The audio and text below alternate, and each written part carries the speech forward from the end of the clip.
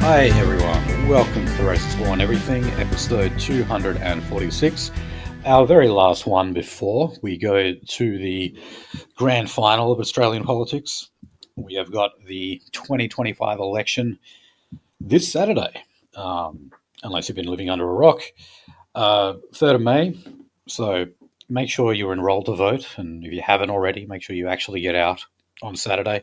Not that you have all that many good choices. In fact, you could arguably say that you've got none. But, vote for the lesser of two evils is what I'd basically recommend. If you can terrorize a staffer with a mere gaze, that's the ideal. I'm not running a competition for that, but if I do hear about it, I would like it. Running and screaming is the goal. People get pissed off when, they all try to give you a how to vote card when you get there. But I'm fine with that. I want to read all that stuff. I usually take all of them and then read them all at home. Well, it's like me back in Japan in that one pharmacy buying a packet of condoms and looking the pharmacist dead in the eye and saying, "I'm going to use this on Japanese men." Jesus Christ, you prick! That's the same. That's the same aura. You should, we get those how to vote cards. You should look them in the eye. Of course, that's the first thing that came to my mind. Absolute first thing that came to my mind. Terror? No, not really. You haven't even introduced us. Anyway, yes, I should say I'm Fenian. We've got Nolsey. We've got Fluoride. Hopefully, you two fellas can join me on Saturday to do the live coverage. Yeah, should be good. You don't have to be there the whole time because it probably will be a long stream. I'd estimate about 4 hours or so. But that's a tiny stream. Well, that's long for the racer. I'm not used to doing these bender streams like some people are. But fucking endurance race. Have a nap in the middle when no one's paying attention. We'll try. I'm still trying to get some other guests on as well. I'll see what I can do. Can't make any promises. We've had more positive suggestions from certain parties. Well, if you guys want to ask around, you're certainly welcome to. Now, look, ordinarily we would start off this episode with general news on the federal election. However, there has probably been one other story that has been dominating the headlines and has actually inserted itself into the election coverage. And that is, what went on at the dawn service at ANZAC Day, and more broadly, Welcome to Country, and what purpose it serves, and do we need it, etc. So, again, if you're living under a rock, Jacob Assant from EAM led a crowd in booing the Welcome to Country that was on at the dawn service for ANZAC Day in Melbourne. This was, I must point out that Welcome to Country, is a relatively new thing in terms of how it's been rolled out. Events in 2018. And okay, there you go. Yeah. So, I mean, in terms of inserting it into ANZAC Day, that's one of the more recent ones. I mean, I must point this out as well. If you don't know this about Welcome to Country is not a traditional Aboriginal ritual. Okay? It was invented in the 1970s by Ernie Dingo. I'm not joking. Okay? That's how it actually started. There was one occasion where Ernie Dingo was asked to put on what other tribes, like other Indigenous tribes around the world, refer to as a Welcome to Country, because there are other Indigenous tribes who do have these. And then Ernie Dingo's like, well, we don't have one. Oh, I know. I'll just make one up. So it was him and some other guy, I forget his name, who did that. It was sometimes in the 70s. So it's not a tradition, okay? In terms of what it's got to do with this country's heritage, even if you do want to include Aborigines in that, it's just fucking made up, okay? So, don't call it a custom or tradition or... If it's made the fuck up, then it can be torn the fuck down because... this was put to a vote. They said, hey, bloody, you like this shit? You don't vote yes, you're not getting the Welcome to Country. Well, Fucking promises made. Let's see if the promise is fucking really kept. Right, that was Marcia Langdon, I believe, who said that. There's some nice pieces of art actually put out by our guys about this. It's great. Well, look, the thing is, I mean, look, the plan is working. Now, I mean, I've heard all sorts of criticisms about this, but yeah, I mean, looking at the results that we have from this, I was watching Insiders on Sunday, and they had one of those journalists on who claimed to be from some fucking Wadjuk tribe or something, even though she looks completely white. Whatever. Yeah. And then it's she like said, the Lovets, the 164th Aboriginal ADF war heroes, and they bring up the Lovets. yeah, well, if she did a My Ancestry, she can't do a 23andMe because they've gone bankrupt. Haha. She'd probably be surprised that she doesn't even have any Aboriginal in her at all. But anyway, she was saying that she knew some elders who were so disturbed by this display at the dawn service that they took to now no, that is even better. They now would not be doing any more welcome to countries. Yes. And don't you realize that was the whole plan? That's exactly what we want. A tuppence of pushback and these people fall over. Oh, fucking A. No wonder there was no fight put up for this fucking continent. But the way they put it is that, like, the welcome to country is actually like a gracious gesture on their behalf because they are welcoming us to country. So they say, look, if we don't give you that ritual at the beginning of this speech or whatever, well, that actually means that you're not welcome. Well, I would much rather that you think that we're not welcome. I'm still fucking fine in my skin. I'm better if I don't see your fucking dysgenic face, your dysgenic fucking consanguineous face at my events. Yeah. You can go over there in your own space, pulling those faces, drinking your goon bag and sniffing your petrol. And if you don't think I'm welcome in your country, that's just fine by me. I don't need to hear it, and I don't need to be welcome to my own country. But look, I've heard criticisms from people who say actually don't like welcome to country. And they're saying, well, look, you guys, you racist neo-Nazis, whatever, we don't want your support. Like, you're the wrong type of people. The people who push back and get it fucked. Yeah. Yeah. People who do something effective. Yeah, we don't like that. You don't like us, the men of action? Okay. Or they will say, well, look, okay, maybe you should have interrupted a welcome to country, but you shouldn't have done it at ANZAC Day. Is the other one that I've heard. Most sacred day, apparently, according to fucking Albo. Most sacred day of the fucking country. Tomorrow would be a bad day. Yeah, well, I mean, look, if we're talking in terms of national pride, I would say Australia Day is actually our most important day, closely followed by ANZAC Day. And I've said many times before that I think that Australia Day is the current target of the cultural left in Australia. But once they win that war, or if they do, hopefully they don't, they'll move straight on to ANZAC Day. That's target number 2, I believe. Again, that's why they're already peppering the thing. Yeah, they're trying to fast track us both, I think I said this on the live stream, is like, look, they'll get rid of Australia Day, they'll get rid of ANZAC Day, but they'll also get rid of Welcome to Country, and you'll think you won by getting rid of that. It's like, well, no, because congratulations, you took away the ties that the Anglo-Celt has to this country, and then you took away the ties that the native, the Aboriginal has to this country. And what are you left with? A very, very nice, grey, cultureless economic zone. Yeah, been pulled out by the roots, as it were. Yes.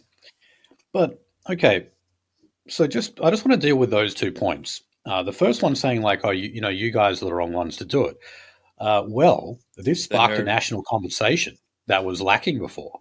Now, there was, after the no vote won in the referendum, there was a little bit of talk about welcome to country, but that was part of a general discussion of all these other things that we do to placate Aborigines, and welcome to country was just one of them. Now, it was brought up in the debate, the latest one on Channel 7, I believe, where the moderator was talking about the scenes there. And, of course, Albo and Dutton, did the mandatory condemning of Jacob Hassant and the others. But Dutton went in and basically said, yeah, well, I don't really like Welcome to Country.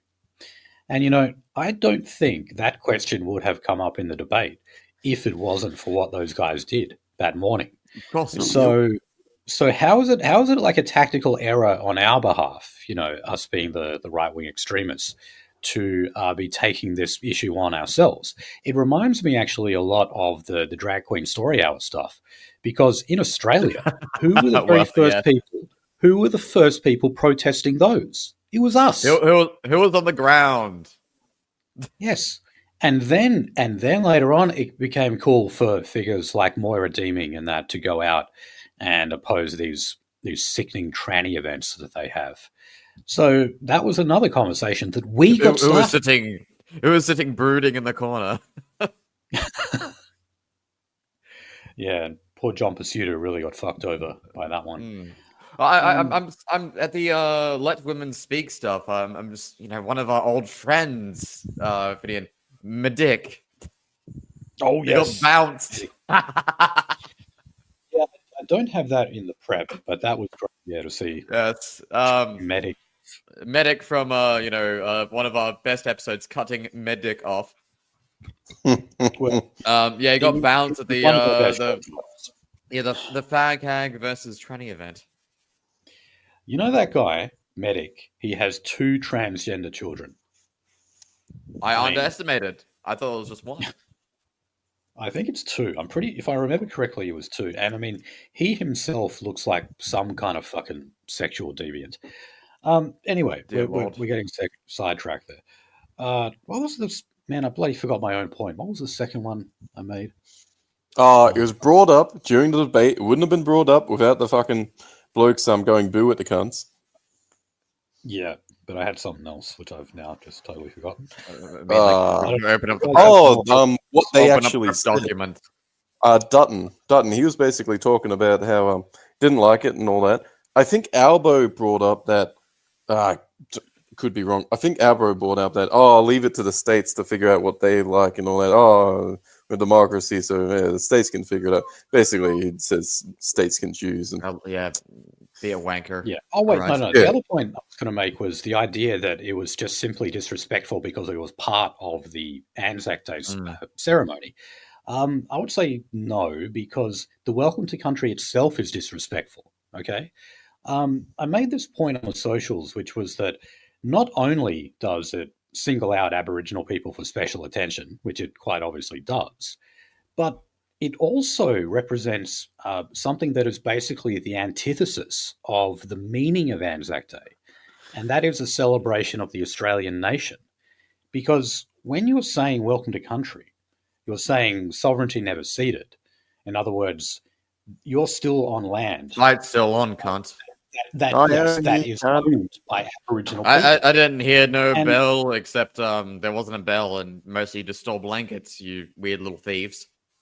Well, but it's also like, at the Australian War Memorial, they want to have parts of it celebrating the frontier wars and the resistance. This fake idea that Aborigines led an armed resistance against European colonization. It's not true, but if it was, I mean, surely that is very disrespectful to the spirit. In your opinion, you're so narrow-minded. I would love to hear about the Battle of 3 blankets and a can of beans.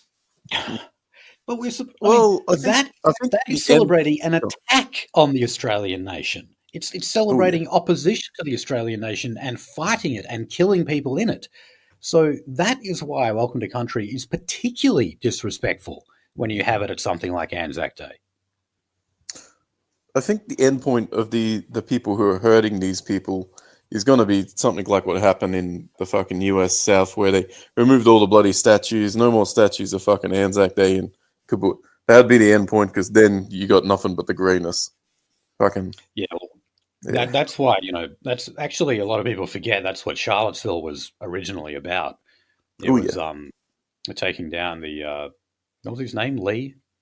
Yeah, Yeah. but they basically got his statue. They fucking did a whole thing where they photographed his molten head being melted down in the thing. Good memes made out of that fucking molten head. But besides that, yeah, the symbol of kind of like a flag being burnt, the symbol of these statues, which is the sovereignty of the fucking South.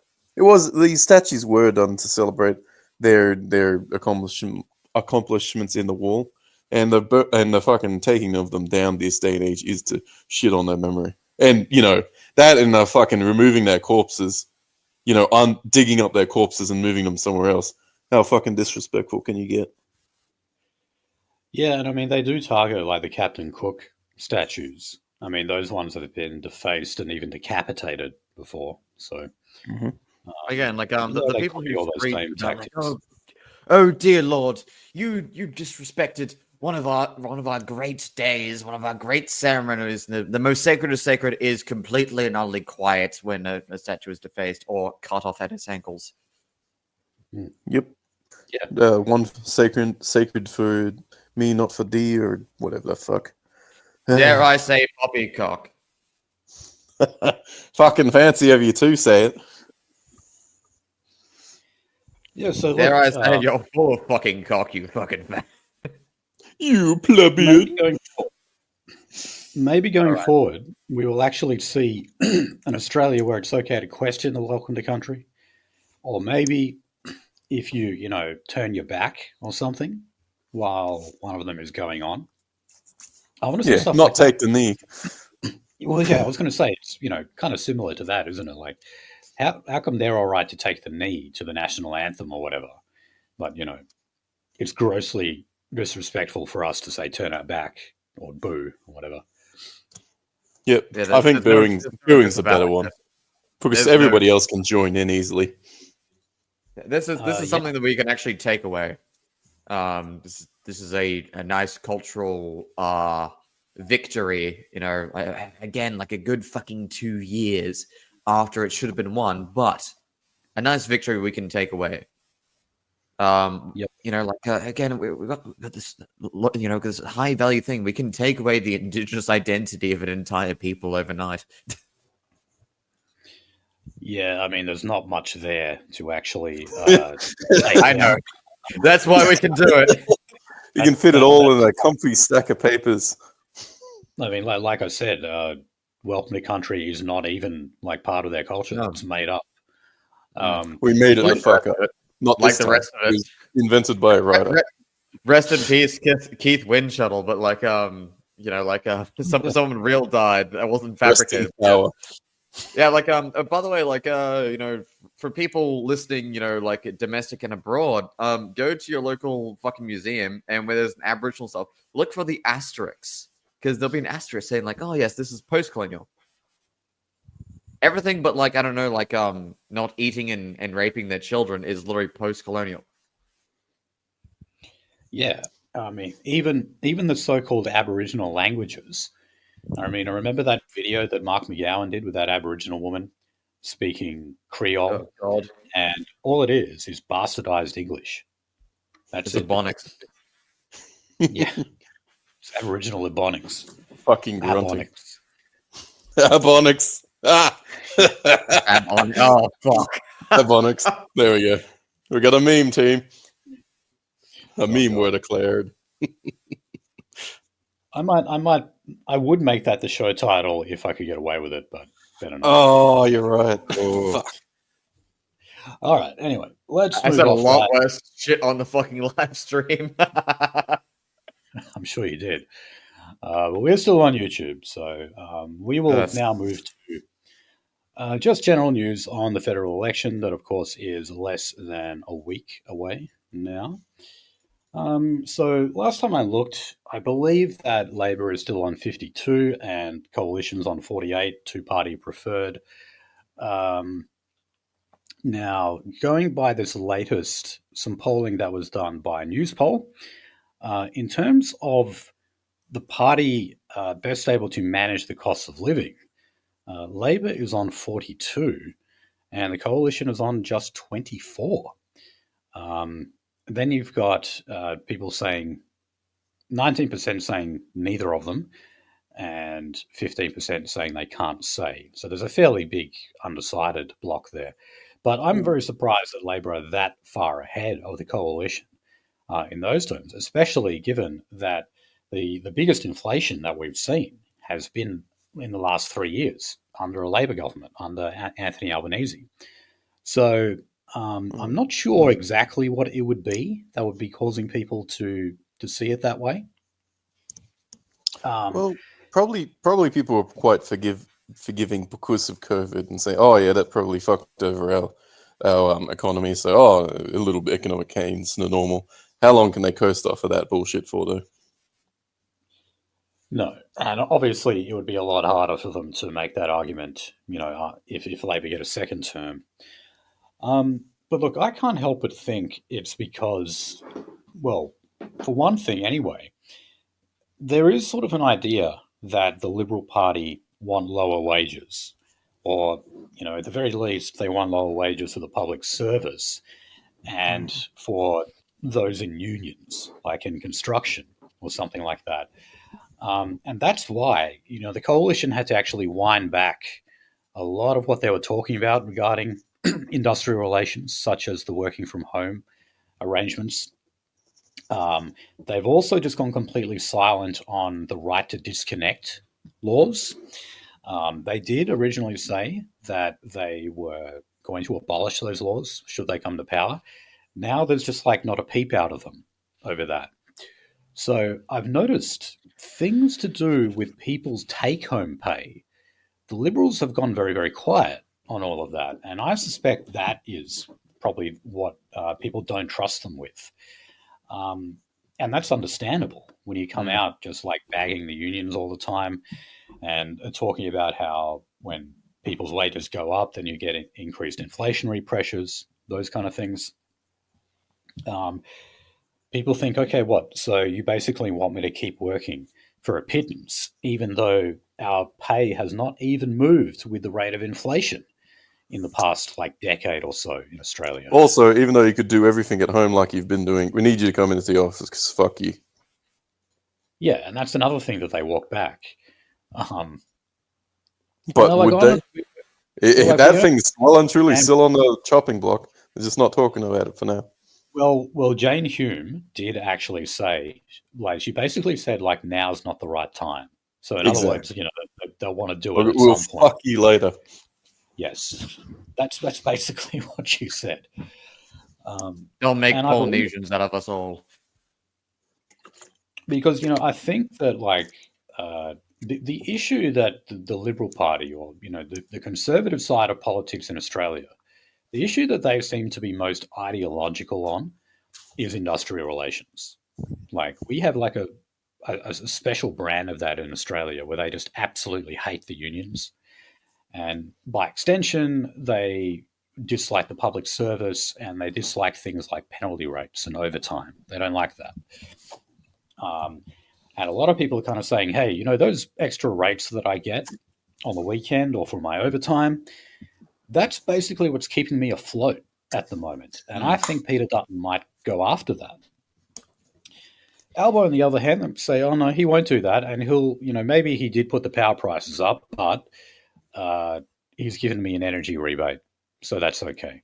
Again, Florida and I, we watched this debate, the final debate, before the grand... Oh, by the way, get out and vote. And if you don't want to vote for either party or a party registered, you can always vote for Hitler.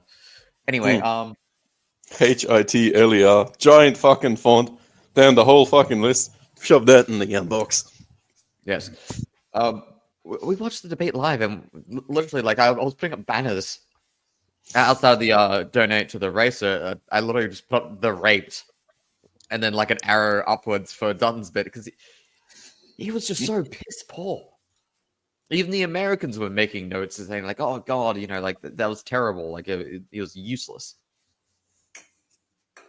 Yeah, from what I did watch, it seemed like he stumbled over his words quite a few times. You could tell they were these canned remarks that he probably rehearsed, but then they just didn't quite come out the right way when he was on the spot. How much is this guy getting paid an hour again? Peter Dutton. Yeah. I don't know, man, but like His Peter pension Dutton's is net worth. $300,000, and his net worth is a little shy of 20 million. I heard 30 million. 30 million. But Okay, well, I think he would either be way- putting his back into it then. I'm paid the prepared big to bucks. fly with an agenda, so yes, I will say $30 million. Bloody Yeah. lowballing a liberal. But yeah, like the Prime Minister gets about 300K, and the Governor General now actually gets more money than the Prime Minister, which is Well, again, interesting. like $300,000 pension, you know, like that's about a third of what a political Aboriginal earns. Yeah, that's true. Nice. Okay, So so in other so- news, Ollie's only worth three of them. What the fuck? so Pauline Hanson's daughter is getting into politics. Oh dear God, is she more based or less based? She's basically the same. I mean, she was Oh, running for God. One Nation under the One Like Nation everyone platform. does. So, you know, I think actually it was Peter Dutton who said that the One Nation we have today is very different to the one we had when Pauline Hanson did her maiden speech. And he's right. He's definitely right about that. He was saying that to justify the fact that they're not putting One Nation last, like on every how to vote card.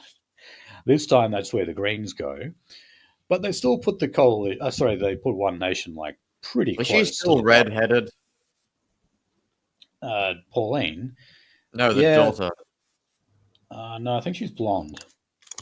If I What the remember fuck? correctly, yeah, she's blonde. Ah, we skipped the gender genetics.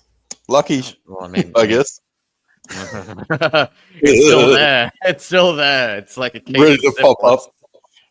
But I mean, Pauline must dye her hair though because she's 70 Oh, now, of course. and there's no Did grey hair. you? So, I was at the North Beach Anzac Day dawn service because I'm a dirty northern southerner, northern suburbs person. But she pieced out, and I went into the city, and she was at the Finian's bar in the city. yes, Yes, and Chinese birth. yes. Yeah. And yeah, no, Good one. dude, it's dyed. She is iridescent orange at this point. Nuclear I saw orange. Pauline there. Yes. Yeah, I haven't seen her in a while. There were a couple of like One Nation events I made my way over to. And you know the thing I hate about those One Nation events the most is that prick James Ashby is there all the time. Her chief of staff, who is a raging homosexual. They're sending their best. So Lee Hanson, that's her name. I think she's got several. I'm pretty sure Pauline Hanson has like 5 kids or something, and they're like different men as well. But anyway, she's going to be running. She is a very round-faced woman. Lee Hanson. Yes. Holy shit. Yeah, she is a bit spherical, I guess.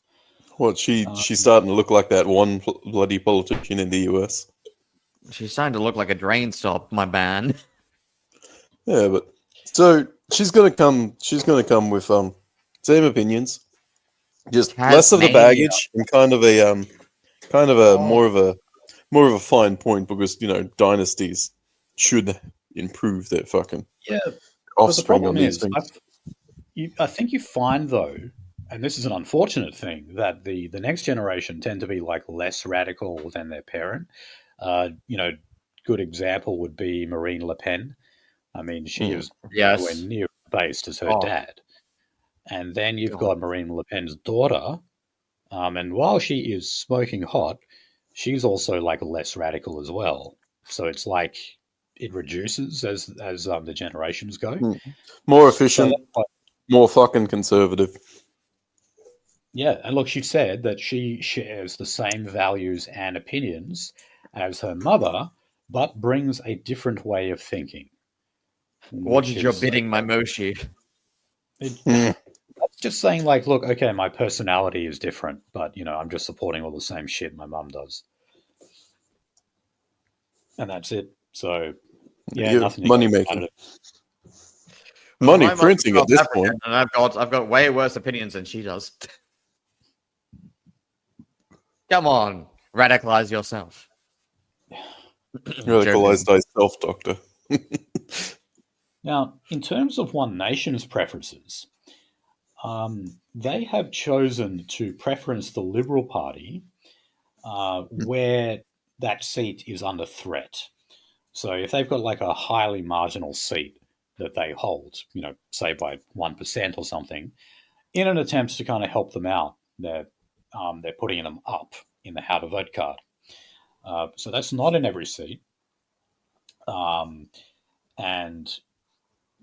as far as we're told anyway, One Nation and the Liberals have not done any kind of deal with each other, or at least, like neither one of them has been caught out in doing some kind of secret meeting like that guy from the Teals did. So I don't know. I have trouble believing that they didn't have at least one meeting in a smoky room discussing preferences. It's a very, very common thing to do. It's called transactional politics. But yeah, I mean, that's another bad sign. The fact that they can do that in return for, say, the Liberals preferencing them above Labor, that is something that never, ever would have happened in the 90s or the aughts or even the 10s. Yeah, that's just competition. But like One Nation was just considered so toxic and so vile and racist that no one could do anything like that.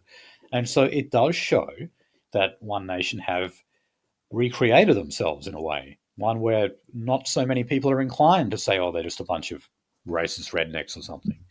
Instead, people say, like, oh, they're like they're just like the Liberal Party, basically, And yeah, I mean, when you go through the policy platform now, they're just sort of like an imitation of the Liberals.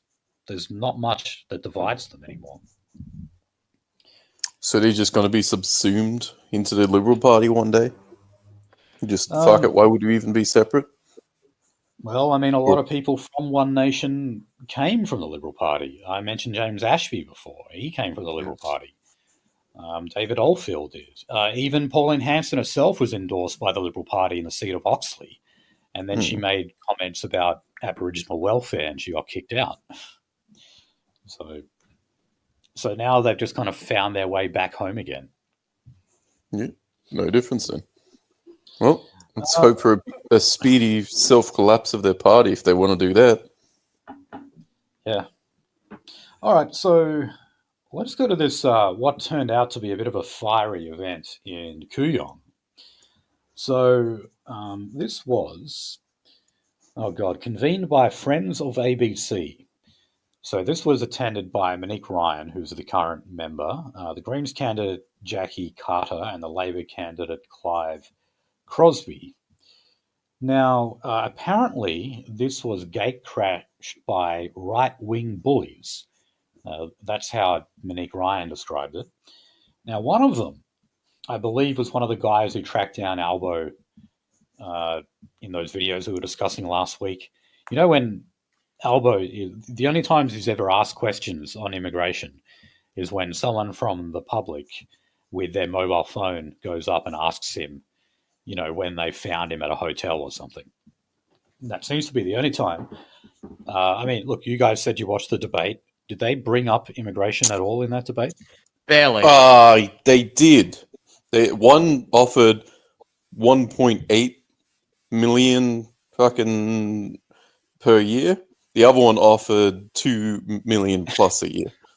Yes. Okay. It was like, oh yes, immigration's good. Also, it is tangentially related. I'm not going to elaborate on that. Anyway, 2 million fucking Indians.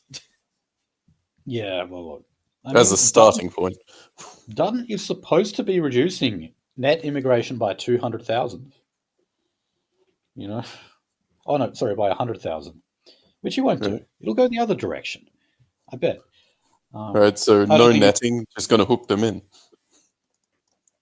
Anyway, it was reported that someone actually went up and punched this guy.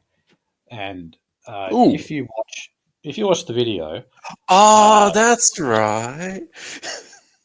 I guess you could call it a punch, but it's this little short, frail old lady, and it's more like she just kind of like slaps with her knuckles.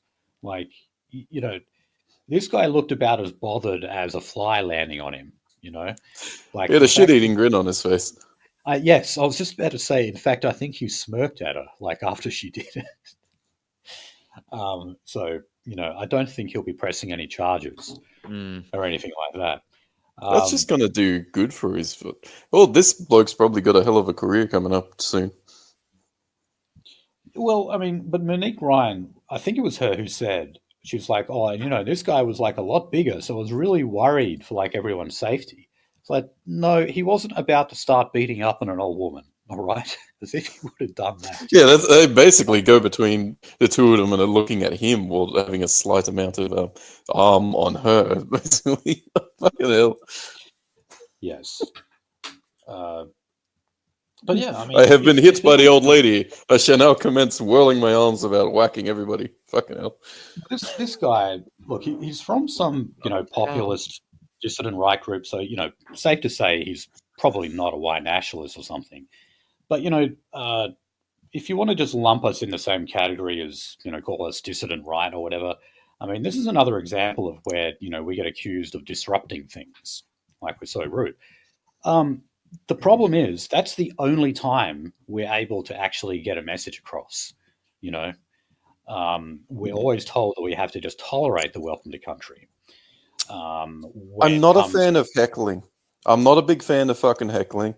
It's awful. Everything should be done, in a proper fucking right debate. We're not able to fucking do that, so heckling it is. That's exactly my point. I don't like it either. I'm not a confrontational person. Like doing this kind of stuff, these guys got balls because that's not something I would feel comfortable doing. But yeah, I mean, when we just can't talk about these things at all, and serious discussion of immigration, that is obviously the biggest issue right now in this election. The number one thing that's been fucking us for the past few years, and it doesn't even get brought up in a debate. It's fucking silent on all fronts. Never brought up. You're right. What the fucking choice silence is definitely. We have no other choice but to cause a scene. Heckle, banner drop, force the issue as it's been done. So, yep, fair enough to this bloke. Fucking whatever you say. Oh, there's probably a dirt file and a half being brought up. He's probably posted cringe in the past. His actions pretty fucking good on this. Yeah, I was going to say, like, culturalness has the time for arguments is over. The time for properly submitting documents is over. The time for one punch, one fucking punch. the time for complaints is over. All right, so you guys mentioned bringing 2 million Indians over. Well, according to the Australian, we have just over 1 million Indians in Australia, the Indian diaspora. And something that we've definitely spoken about before is how both sides of politics try to pander to the Indian bloc because they're big enough now to be regarded as part or a community in Australia, just as you have the Chinese community as well. So you're saying they're trying to curry favour? Yes, you could say that. Now, we got a couple of stories on this, actually. So, first of all, they did this poll here, and this was done by Indian Link Media Group, which is some kind of Indian group in Australia. Okay. They found that 52% of respondents across the country disagreed with religion-specific funding promises. Now, this is in response to both sides of politics. They're going to provide $8.5 million for Australia's first Hindu school, which will be located in outer Sydney. Yuck. Now 19.96 said that they agreed with that funding. while 22.43% said it's fine so long as other groups are attended to as well. So other religious groups, ethnic groups, etc. I was surprised at that. I would have thought the vast majority of them would have just been okay with that kind of funding. But nonetheless, this is what you call pork barreling. It's bribery, and it is ethnic in nature, quite obviously. The person who really started this was Daniel Andrews. In terms of money that was specifically earmarked for the Indian community in Melbourne, that was Daniel Andrews who started all that off, which is why I was a little surprised that this was going to be built in Sydney. I would have thought surely the Indians would have their act together to have a school in Melbourne by now. Seems like legit. But I guess they found it a bit difficult in Melbourne. Yeah. Maybe there's so many of them over there that it becomes a bit of an issue because which Indian community like the schools are like Hindu by default because there's just so many of them fucking there. They don't need to build a special one. Just flood out a class until it's a sea of brown. Oh, God.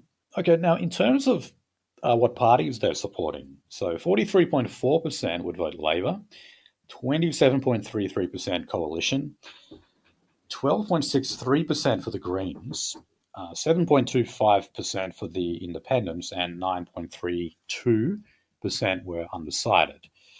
Yeah, that's more or less where I expected it to be. And, Indians have gotten in on, what you call branch stacking.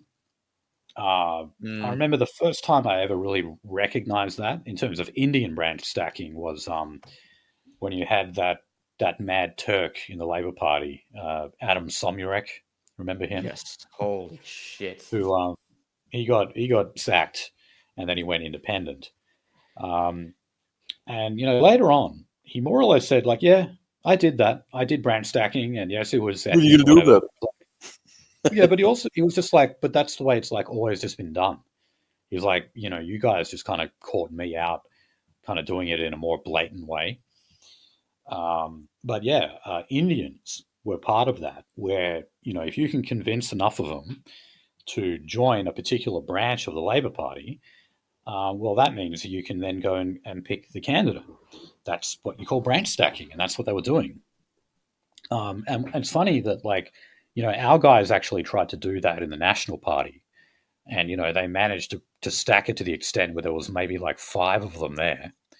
They got sprung for that, and then they were all expelled. Whereas Adam Somyurek was doing this like top to bottom across Victoria for years, and it was only when he got really, really out of control they did like that 60 Minutes report on him. All right, so they got a monopoly on it. They hold a monopoly by preventing people that aren't part of the gang from doing it. Beautiful. Well, the thing is, I mean, Adam Somyurek wasn't just doing Indian branch stacking. He was doing like everything, like Turks, like because he is a Turk himself, and just whatever else. Vietnamese was another common one. Most of the time, we see these ethnic groups, they vote Labor. The only one that's sort of like 50-50 or maybe a little bit towards the Liberals would be the Chinese community. So if you think of like the seat of Chisholm, otherwise known as Walk at the Box Hill, because that has the most amount of Chinese people for any electorate. And also, one stat I forgot to mention was that Indians think that Anthony Albanese is the favourable Prime Minister over Peter Dutton, and he has a 70% approval rating. That's pretty fucking good. That is pretty high. That is almost like what Kevin Rudd had back when he was giving us those stimulus checks. So, yeah, that is very high. One thing before we go off that, I thought doing this by ethnicity was illegal or something. But you can just go around to a bunch of Indians and fucking poll them on it to get their opinion. Yeah, like branch stacking is technically illegal, but it's hard to prove. And there's no reason why you can't just say, hey, yeah, I know there's a lot of Indians here. What? You have a problem with that? There's That's just a lot happened of to be a whole bunch Indians. of fucking Indians here. Yeah. I didn't send a text message saying like, come on down, you Indians. I just said to Just bring happen to some only do it in basmati rice and turmeric. They just came. Yeah, but when white people do it, like that example of the Nationals, or even when Christians do it, I remember covering what happened in South Australia. Because in South Australia, they have, because South Australia is so posed, it actually creates this sort of like hardcore conservative reaction against them. So you do actually have like staunch Christians who are members of the Liberal Party in South Australia. And they were basically, trying to get more Christian members. And then the leader said, okay, that's branch stacking. You're out. And that was it. So even along those lines, just saying, hey, we need like more people of this particular ideological bent. It's like that's the whole point of creating a political party, is that it represents a particular ideology, a particular viewpoint. And if you hold that viewpoint, you join that party. Like, it's such a stretch to call that branch stacking, you know? Well, I guess it's just a legalism in order to create disruption in your attempts to fucking form a movement, and therefore, as we were saying earlier, all you fucking got is heckling left. It's fucking tragic. It is. Okay, now the other story on our Pajit friends. Last week we had a good laugh at that truck that crashed into a community centre that had the campaign signage for Ratan Virk. So this is this Indian woman who's running for the Liberals. And they tried to scrape the signage off because, symbolically, it was like literally a campaign car crash. So, it didn't look very good. So they kept trying to scrape off the signage. Anyway, this woman has made it to the news again this week.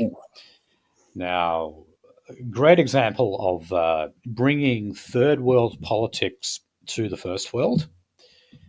Her husband, who is a property developer, has been linked to over 40 companies.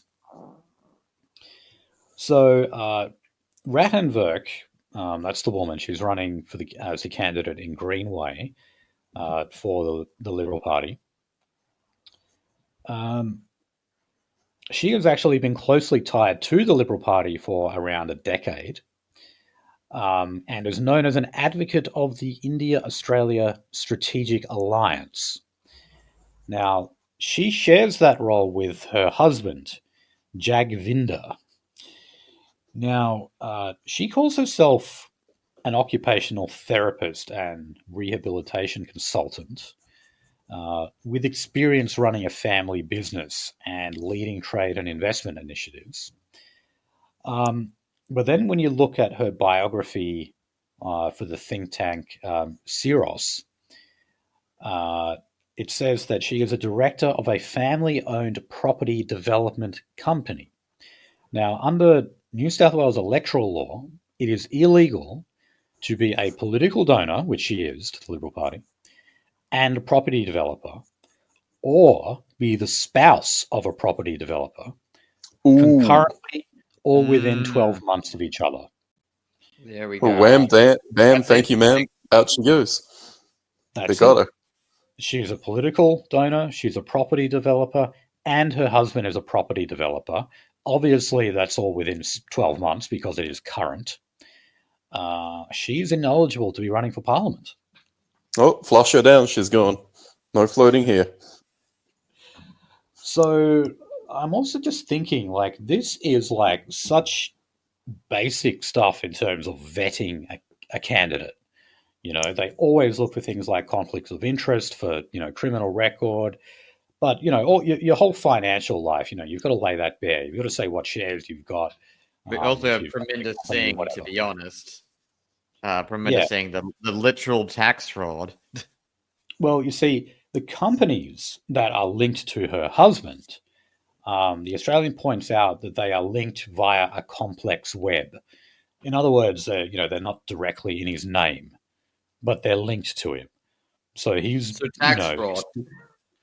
Yeah, he was basically employing like all these different ways of making it look like he doesn't own the companies when he does.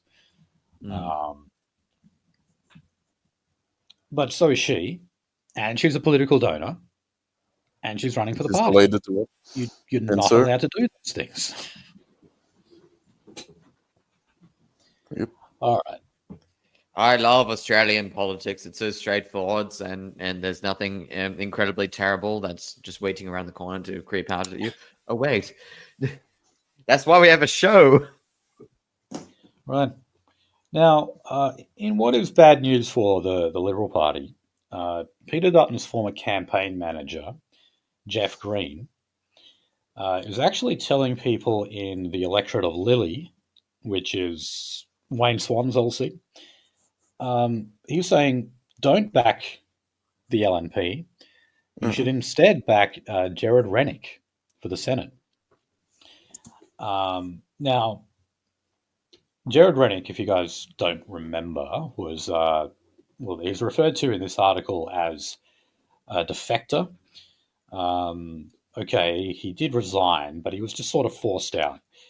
Jared Rennick, I believe, was actually one of only 3 senators who opposed the hate speech laws that we currently have. The other 2 being Alex Antic and Ralph Babette. So, Jared Rennick. Ralph, we call them retards in our house, Babette. Yeah, look, Jared Rennick, he has some kind of out there views. He's basically an anti-vaxxer. He goes too far with the COVID stuff, the COVID conspiracies and everything, which, it's popular with conservatives. It still is, always will be, because infringement upon my rights.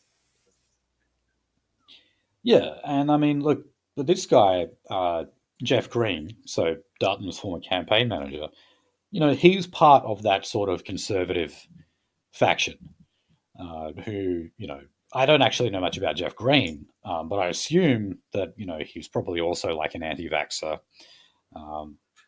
really hardcore against the lockdowns and all that kind of stuff.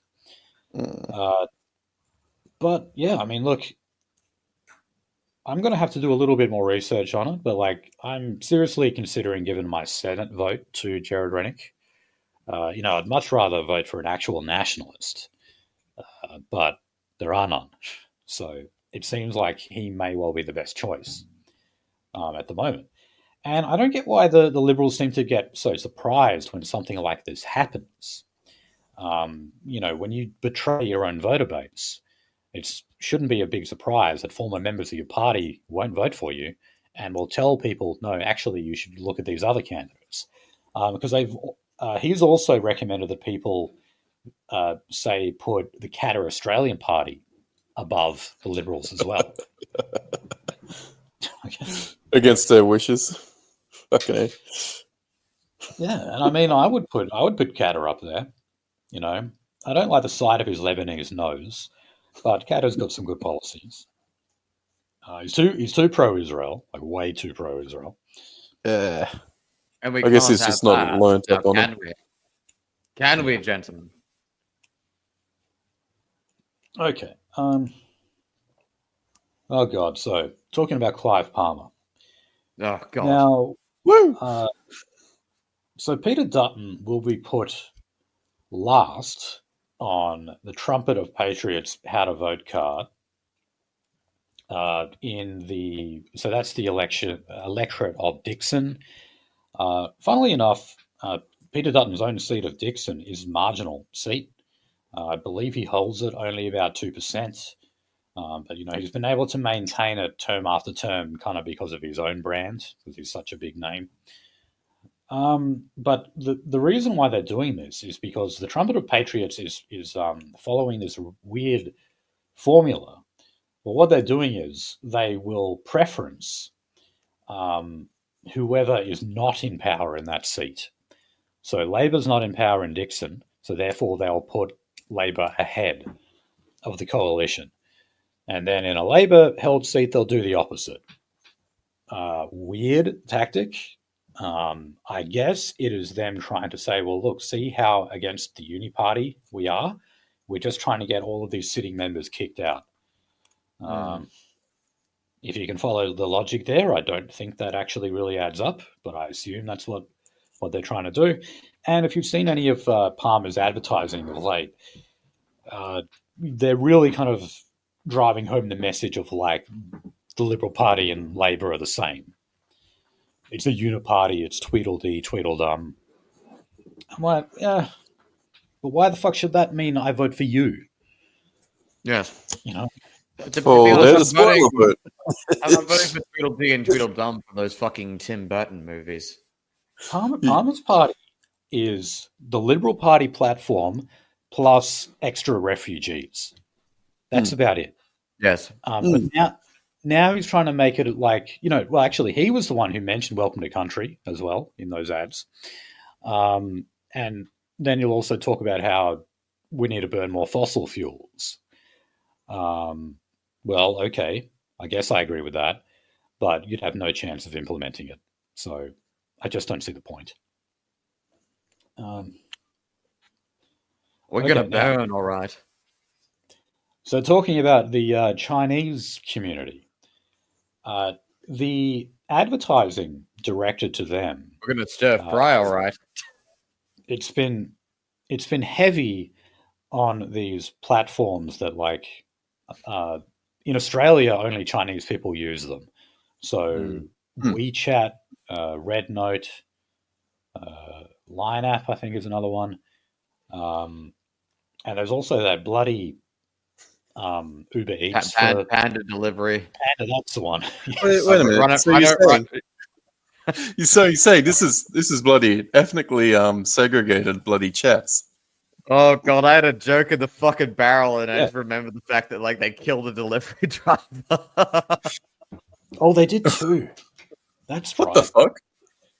While he got killed on the job, like while he was delivering food. Uber run over a cyclist. Oh fuck! But then they were like, the company said, "Oh, like we don't have to pay anything out to the family because he wasn't an employee. He was it's not Uber Eats, it's Uber contractor." Yeah, and then that was actually what caused the government to step in and say, "All right, this gig economy stuff is bullshit. Like you're using it just to get out of everything." Oh no, you don't say! For fuck's sake, they rape these poor bastards as they bring me my delicious foodaroonies. And it took to figure that out, but at least they did eventually. At least you're fucking supposed to be jolly on the spot, and what the fuck are they paid for? Notice it when somebody gets run the fuck over. Oh, that's right, the fucking easy path of doing their fucking jobs, isn't it? Ugh. Yeah. Well, look, so that's you won't see advertising, like aimed at Chinese people on Facebook or something. You'll see it on these apps, and it's actually the Liberal Party that have been authorizing the vast majority of these. So it was found that they had more than 220 ads authorized by the Liberal Party and only 30 for Labor. And if you have a look at them, like, it's all Chinese language as well. So I won't have anyone from the fucking Liberal Party tell me that the Liberal Party doesn't engage in identity politics. Obviously, it fucking does. And, they're more invested in the Chinese because a lot of them are actually willing to vote for the Liberal Party. Money mindset. Yeah. Got my mind and, on my money and my money on my mind. They had Gladys Liu from the seat of Chisholm. And she won when Labor was fielding an Asian candidate as well. So it's obvious. And the Liberal Party think they have a chance with the Chinese community and getting them to vote for them. So they target them. They target them in their own language on their own apps. Puns are through the roof here. Again, yes. I had one that was borderline fucking illegal, so I had to stop myself. Oh, God. Okay, now, here's something else that I thought this was one of those things that the Liberal Party really should have checked long ago. But it turns out that Peter Dutton was the beneficiary of a family trust for 2 years. And Mr. Dutton's family, along with his father Bruce, made about $15 million over 20 years from that family trust. Wish you could make that fucking much money over 20 years. That is a shit ton of fucking money. And the fact that he was not declared as a beneficiary for that is... but why? You're drowning in this stuff. You couldn't eat for the rest of your life and spend that much money. Why would you not fucking be open to this? So you can make tuppence more? You're not going to be taxed as much as you should fucking be, you can't. That's because I'm greedy and I just want the money. I like feeling the dollars in my hands. Like to walk up to poor people on the street and burn $1,000 bill in front of them. Oh. I then fuck a pig's head, because that's just the order of things, isn't it? Yeah, again, that came straight to my mind thinking of that. So, I mean, it's one of those things I don't really care in terms of, obviously, it doesn't affect his policy platform or anything. But yeah, I mean, going to a leader's integrity, I mean, obviously, this should have been disclosed to Parliament long ago. Pretty good dirt campaign to release on him. Like in politics of envy will work every time. With me, with you, and fucking see it, and you get all envious. Such is the human's way. Yeah, don't leave yourself open to it, I guess, Dutton. Yeah, fuck. Now let's look at Paul Allen's bride. So we've got another story on a fucking Indian from the Liberal Party. This guy's name is Vivek Singer. He's running in the seat of Fowler, and I believe Fowler is the one that Dai Lee is member for at the moment, the one that was taken from Christina Keneally. Let's have a look. Anyway, Fowler. This guy has found himself in a bit of trouble because of social media posts that he made using derogatory terms for Aborigines. Yep. And yes, you were right. And he cucked on it. Yeah. So here's what he said. 7% of GDP, 40% land. If in a 3-bedroom house/apartment, 1 bedroom forcibly surrendered to Abos. Yeah. Is what he said. Here's another one. This is on Twitter. Do not take anything for granted. Anything less than a 100% no is a loss for the country. Everybody needs to wake up to the sleeping. He's talking about the no vote for the referendum. And then he says, lazy bags, the Aborigines. Based. Yeah. So, and then another one. What was it? He said, anyone coming out of this person is as good as a puff from the backside. Cannot keep my home safe. Give me a blank check for Abos. Okay. So fucking ranting. I wonder if he was fucking drunk at the time when he was posting this stuff. Now, I got to say, I'm surprised this guy hasn't been disendorsed yet. I mean, remember that guy who called Welcome to Country a burglary in the WA election? That's what he said it was in the Kimberley anyway. He got dismissed instantly when they found out he said that on Facebook or whatever it was. This guy, I guess, because he doesn't have white privilege, maybe that's why he's been allowed to stay on. Yeah, they pulled out the Colorbond fucking SWAF card, looked him over and said, yeah, you can stay. And, there is actually now some, ethnic conflict between Indians and Aborigines. I haven't seen one, but I have been told about, street brawls. Yeah, we watched a whole bunch of them. Yeah.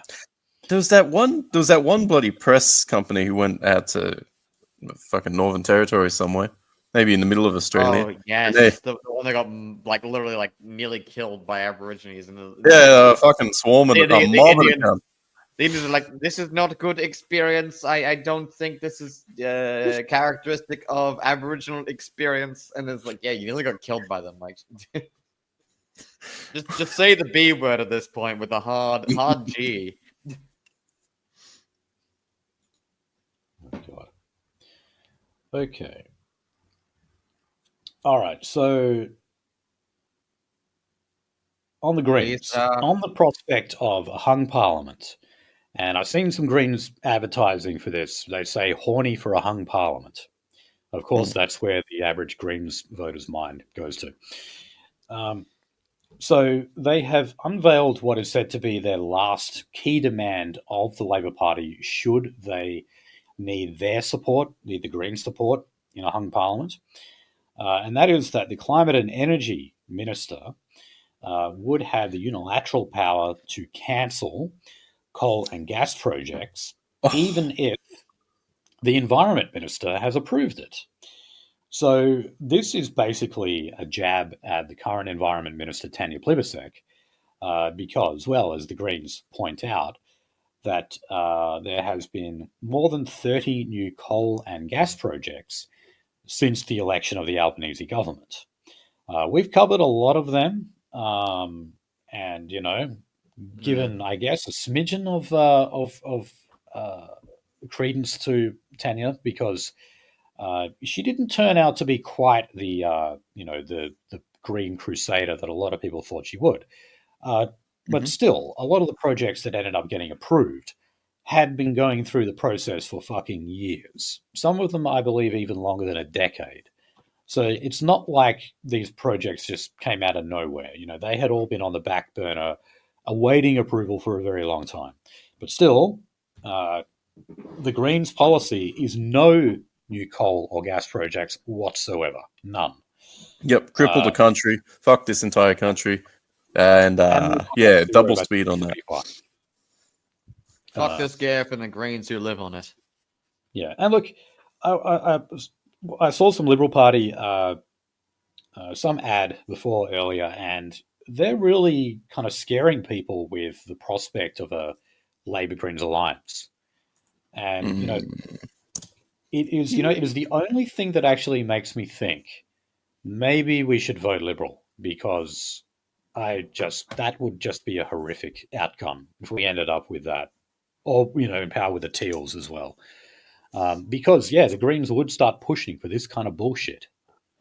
Well, that and it probably advertise people to vote further Labor in order to avoid the Greens getting that required votes for it. It's fucking vicious cycle, as people try to avoid the hammering from the Greens that they're attempting to do on us again. I still love how fucking terribly raped the Teals are getting. Well, look, I'm not sure if I've made this point before, but I think if there is any way of Peter Dutton winning this election, this is how they'll do it: by winning back the Teal seats that they lost in 2022. Because let's imagine, if you just go by the current makeup of the Parliament, where I believe they have 6 MPs in the lower house. Imagine if you just gave all of those to the coalition, and then you do up the numbers. The coalition have got a clear majority after that. So if you keep things more or less the same, where Labor hold on to their seats and the coalition hold on to theirs, but the Teals all lose theirs, well, that's a Dutton government right there. So, that is one way it could happen. And that would also explain why the Liberals are putting so much money and effort into campaigning in those inner city seats like Goldstein and Werriwa. Sorry, not Werriwa, Warringah.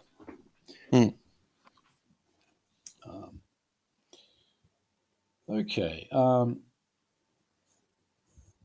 Well, one last quick story. Some teenager in a white mask was caught stealing the campaign poster of Tim Wilson. He's the Liberal member for Goldstein.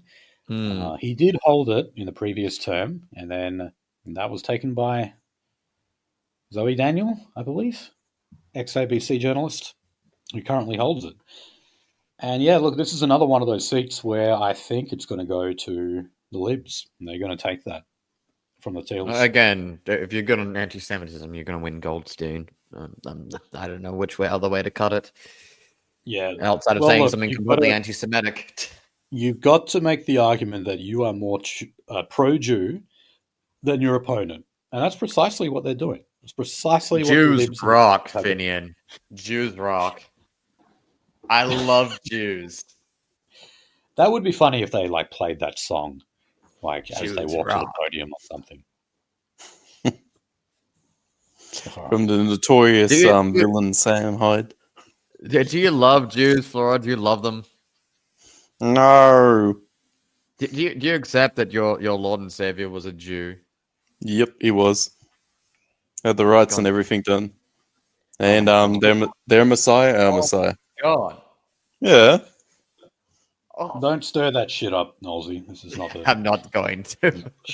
You already fucking did, cunt. A little bit. I'm going to leave the pot on simmer. Okay. Somebody's nuts. I don't even know if I should bother mentioning this next story, but it's just... I had no other immigration news this week. The only thing really was that the Australian Border Force found a bunch of guys in a northern Australian beach. And this was after they actually they wrote SOS in the sand. So apparently that does exist. That is a real thing, not just in movies. And that's how they found them. Best we can do is Nauru Island. Get on the fucking island, you cunts. You know, the Australian always swoops on these stories and makes them a headline, basically because they want Labor to look like they're bad on border protection. And they are. And look at how many are getting through via plane flight here. It's fucking awful. Exactly. That's the point. Yeah, okay, I'll admit, the Coalition are a little bit better on borders than Labor are, but how many people arrive via boat each year? Squillions. Like, it's just, but they're all coming by planes. They're not coming illegally by vote. They're coming by here legally.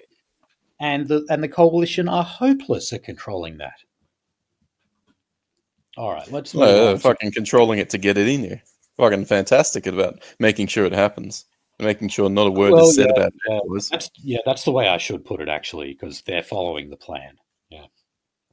Okay, on anti-Semitism. Woo! So, again, we're talking about preferences here, and the pressure on Labor to put the Greens last. Now, in the Prime Minister's seat of Grainler, the Greens are number 2. Now, as it turns out, in terms of the how to vote cards that we know of, about 80% of Labor's how to vote cards place the Greens at number 2. And when you look at the ones where they haven't put the Greens as number 2, they tend to be like what they have in McNamara, where you have what is called an open ticket. In other words, there is no how to vote card. They just say you decide, you do it yourself. But Albo has refused to apologize for that. He won't acknowledge that he is preferencing a blatantly anti-Israel, anti-Jewish, anti-Semitic party. And he doesn't use that kind of language to describe them.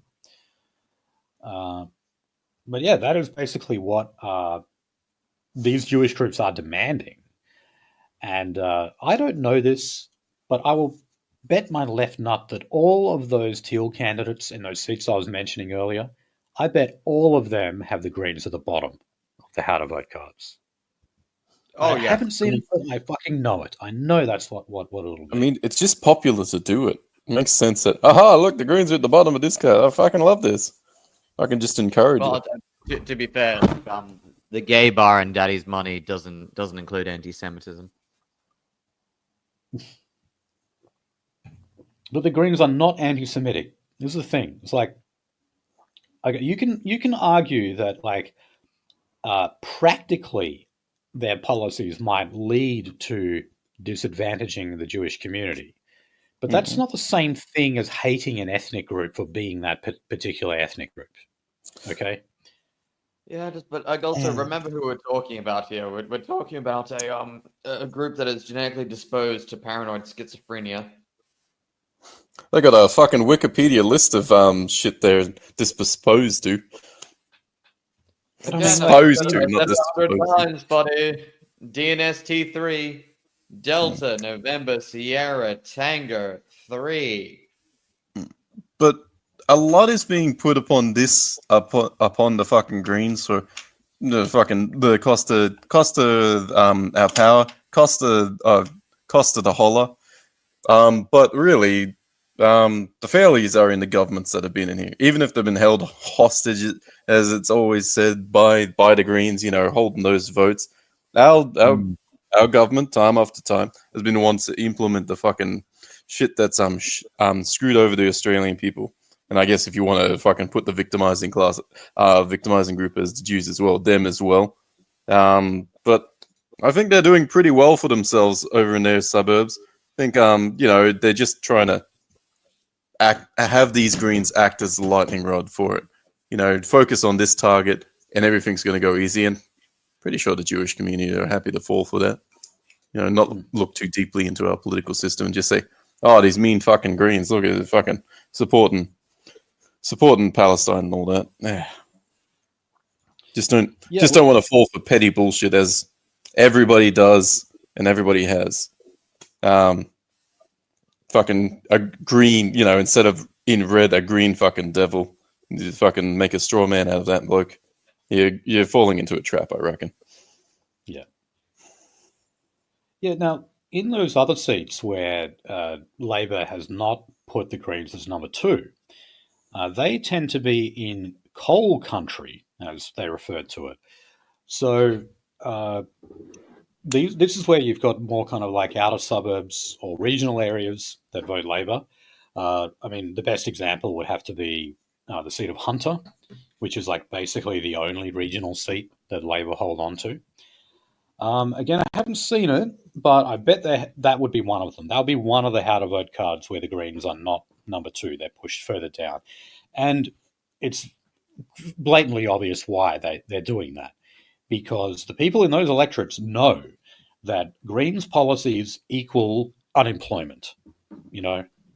Those coal mines that they have in the Hunter, the Greens would shut all of them fucking down overnight. If they could. And the voters know that. So, yeah, it doesn't look good to be in bed with the Greens in a seat like that. Yep. All right. Okay, so back to the Teals again. So there was a debate between Monique Ryan and her Liberal challenger, Amelia Hamer. This is in the seat of Kooyong, that of course was taken from a Jewish candidate, Josh Frydenberg. Now, this took place in front of hundreds of Jewish constituents. This is what the Australian says. And I think we made the point last week that the seat of Kooyong, because the seat of Higgins was abolished, they have now absorbed around 5,000 additional Jewish voters. So you can see how important the Jewish vote is in this seat. Now, it was even moderated by a Jewish philanthropist, Lillian Klein. Oh, boy. And this was also, there was some demonstrators at this one. There was some disruptions. At the night before. So there was like AFP there this time. But the thing is, though, that guy wouldn't want to interrupt a Jewish event, would he? So this went off smoothly. There were no heckles or anything like that. Now, Monique Ryan condemned October 7 and Hamas, described the global rise in anti-Semitism as abhorrent, and acknowledged the growing fears among the Jewish community. She also declared herself to be a Zionist, and admits that she made mistakes after October 7. For example, she actually backed the international arrest warrant for Bibi by the International Criminal They're Court. never going to forget that. Yep. And she said that she utterly supported Israel's self-determination and called for a judicial inquiry into rising anti-Semitism in Australia. Emphasis on the Jew. Okay. Now, Allegra Spender, who is the Teal in Wentworth, Malcolm Turnbull's old seat, so obviously former blue ribbon, safe liberal. She also called herself a Zionist and said that she is one of the Jewish community's biggest supporters. And then if you look, I haven't written this down in the prep, but if you look at the language that Amelia Hamer made, the Liberal going for the seat of Kooyong, it's basically all the same. And last week, remember we covered that story about the 47,000 pamphlets that were handed out in Wentworth? Mm-hmm. This is another big sign that the Jewish community don't trust the Teals, because it was specifically going after the Teals, saying that they were weak on anti-Semitism. It didn't say vote Liberal, but you know that's exactly what they meant. So, anyway, Allegra Spender is the candidate in Wentworth. And when we covered this last week, I remember we said that the Electoral Commission did know the company, it was referred to as a company, that was involved in producing those pamphlets. Yeah, the printers. Remember, the pamphlets did not say authorized by whoever. And it is campaign law. You distribute political advertising, you must put an authorization message on it. So these were 47,000 pamphlets that broke electoral law. Now, Allegra Spender made a statement where she said that she was concerned that the Australian Electoral Commission has announced it will not identify the person responsible. Really? Something of fucking major interest to the public? Can't let anybody know what the fuck was going on there? If I can claim some clout coin, this is exactly what I said would happen. I said, yeah, You must be psychic. You fucking should go for a lotto card. They'll be able to find who fucking made these. And even though they have blatantly broken campaign laws, nothing will happen. It's not in the public interest to know who the fuck did it. Oh, wait. Here's what else she said. Oh, my God. It is not clear to me why, in this case, the AEC will not identify the source of this offensive material. You really don't know why? Do you want us to tell you? Oh, does he have a big nose? Now, surely this woman knows that. I mean, she represents the biggest Jewish electorate in the country. And she's saying it's not clear to me why they wouldn't name this person. Get fucked. Oh, God. Well, I guess that's fucking popular acting like a dumb guy. For you fucking... I guess that's he's dumb. We can trick this person. I love this person. I fucking... yeah, there you go. There's your answer why she's acting the dumb guy. All right, now, finally on the Teals, in our coverage of anti-Semitism. So the Teals are going for the Sydney seat of Bradfield. This is one they don't hold. So this is one of those city ones that they're eyeing off. And these are the ones I think they've actually got a better chance of winning this election cycle. Anyway, they used a leaders forum at North Shore Synagogue to address disgraceful anti-Semitic media posts that were made on her social media last election. So this is Nicolette Boel. She claimed in 2 separate posts calling on locals to support her team's chutzpah by donating shekels as part of campaign fundraising efforts. Oh, the wit. Witty as fuck, boy. So the use of this language, chutzpah and shekels, she says was actually made by a campaign volunteer, not by herself. Okay, I guess that's kind of believable. Very often staff manage She put social the media kibosh on accounts. it. So, It's rather kismet. so she said, since my campaign's disgraceful social media post back in 22, I have made efforts to educate myself, to listen and learn.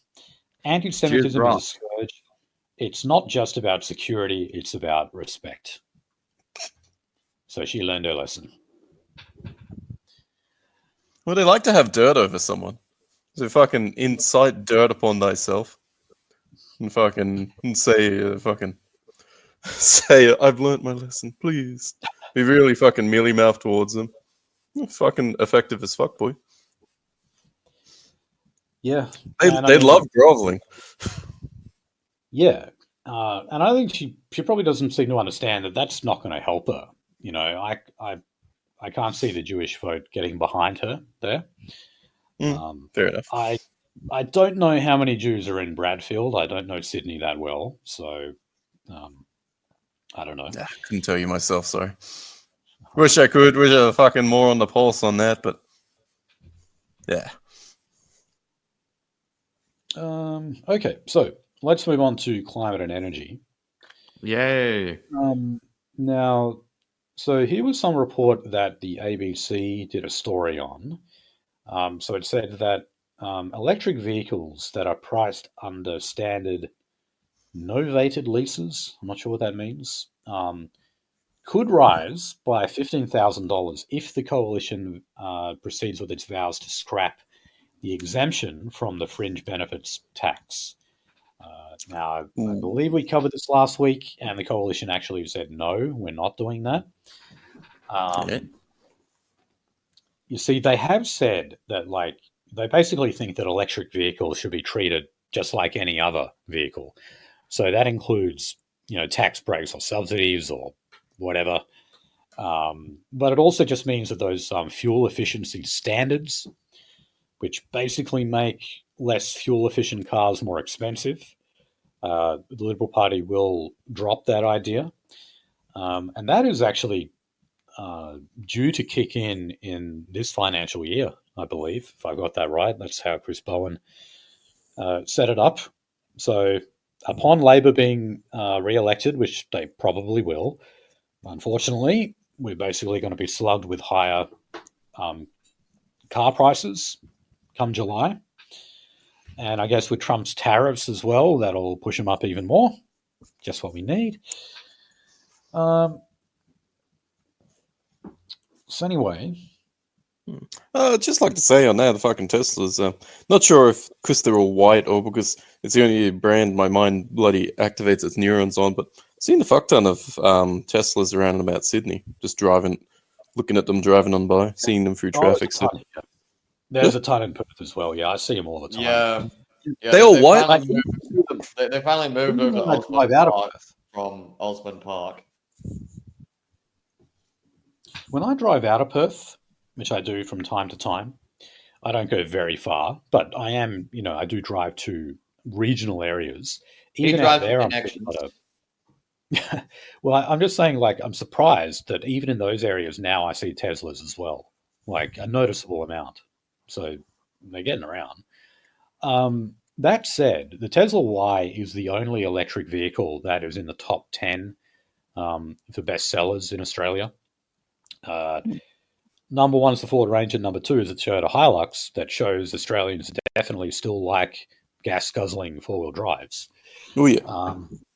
But something that was mentioned in this story is that they are predicting that very soon the electric vehicle market is going to become more competitive. And dare I say that might have something to do with Elon Musk tarnishing the Tesla brand, because I read that their stocks have been plummeting lately. Yeah, did they lose $1 billion or they went down to $1 billion? I don't remember off the top of my head, but yeah, he went to a shareholders meeting and basically it was a you get his ankles, I'll get his wrists type deal. Yeah. I mean, yeah, I don't follow finance news very much, but that does not surprise me at all. Oh, Musk is an international celebrity. Yeah, and you can go and drive around with a Tesla with swastikas on it, and you can just tell people that it was some greenie who graffitied it, Oh, and they'll believe it. tragic. Oh, how could this happen? I don't know anything about removing spray paint off my car. I can't believe they painted a picture perfect image of Hitler and a swastika on my car. But Chad Jack, these look professionally done. They replaced my rims. It's terrible. Oh, these rims, they just keep spinning around in a Swazi. It's awful. Oh god. They But hacked yeah, my I mean, system. I have to play Hive Real Funk everywhere I go. but I mean, do the other car brands, like the big ones like Toyota, do they actually have electric vehicles? I'm sorry, I just don't know Not this really. stuff. They don't. No, I know they they've got got like hybrid. the hybrids. The hybrids is where it's at. No, the big competitors are Nissan, who's like the only real fucking Huh. car company to actually get into EVs. So Nissan's the big one, and then again, the next big one is BYD. Build your dream. Yeah, things you've never even fucking heard of. So yeah, I'm gonna show you makes and models, likes of which only a small arsenic poisoned factory worker has seen.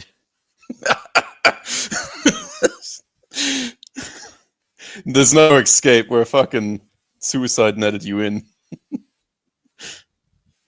We're gonna make Foxconn look like a vacation, fuckacon. Okay, let's move on to. Oh, here's was a story that just sort of caught my eye because I thought it was a bit of a stupid thing to say.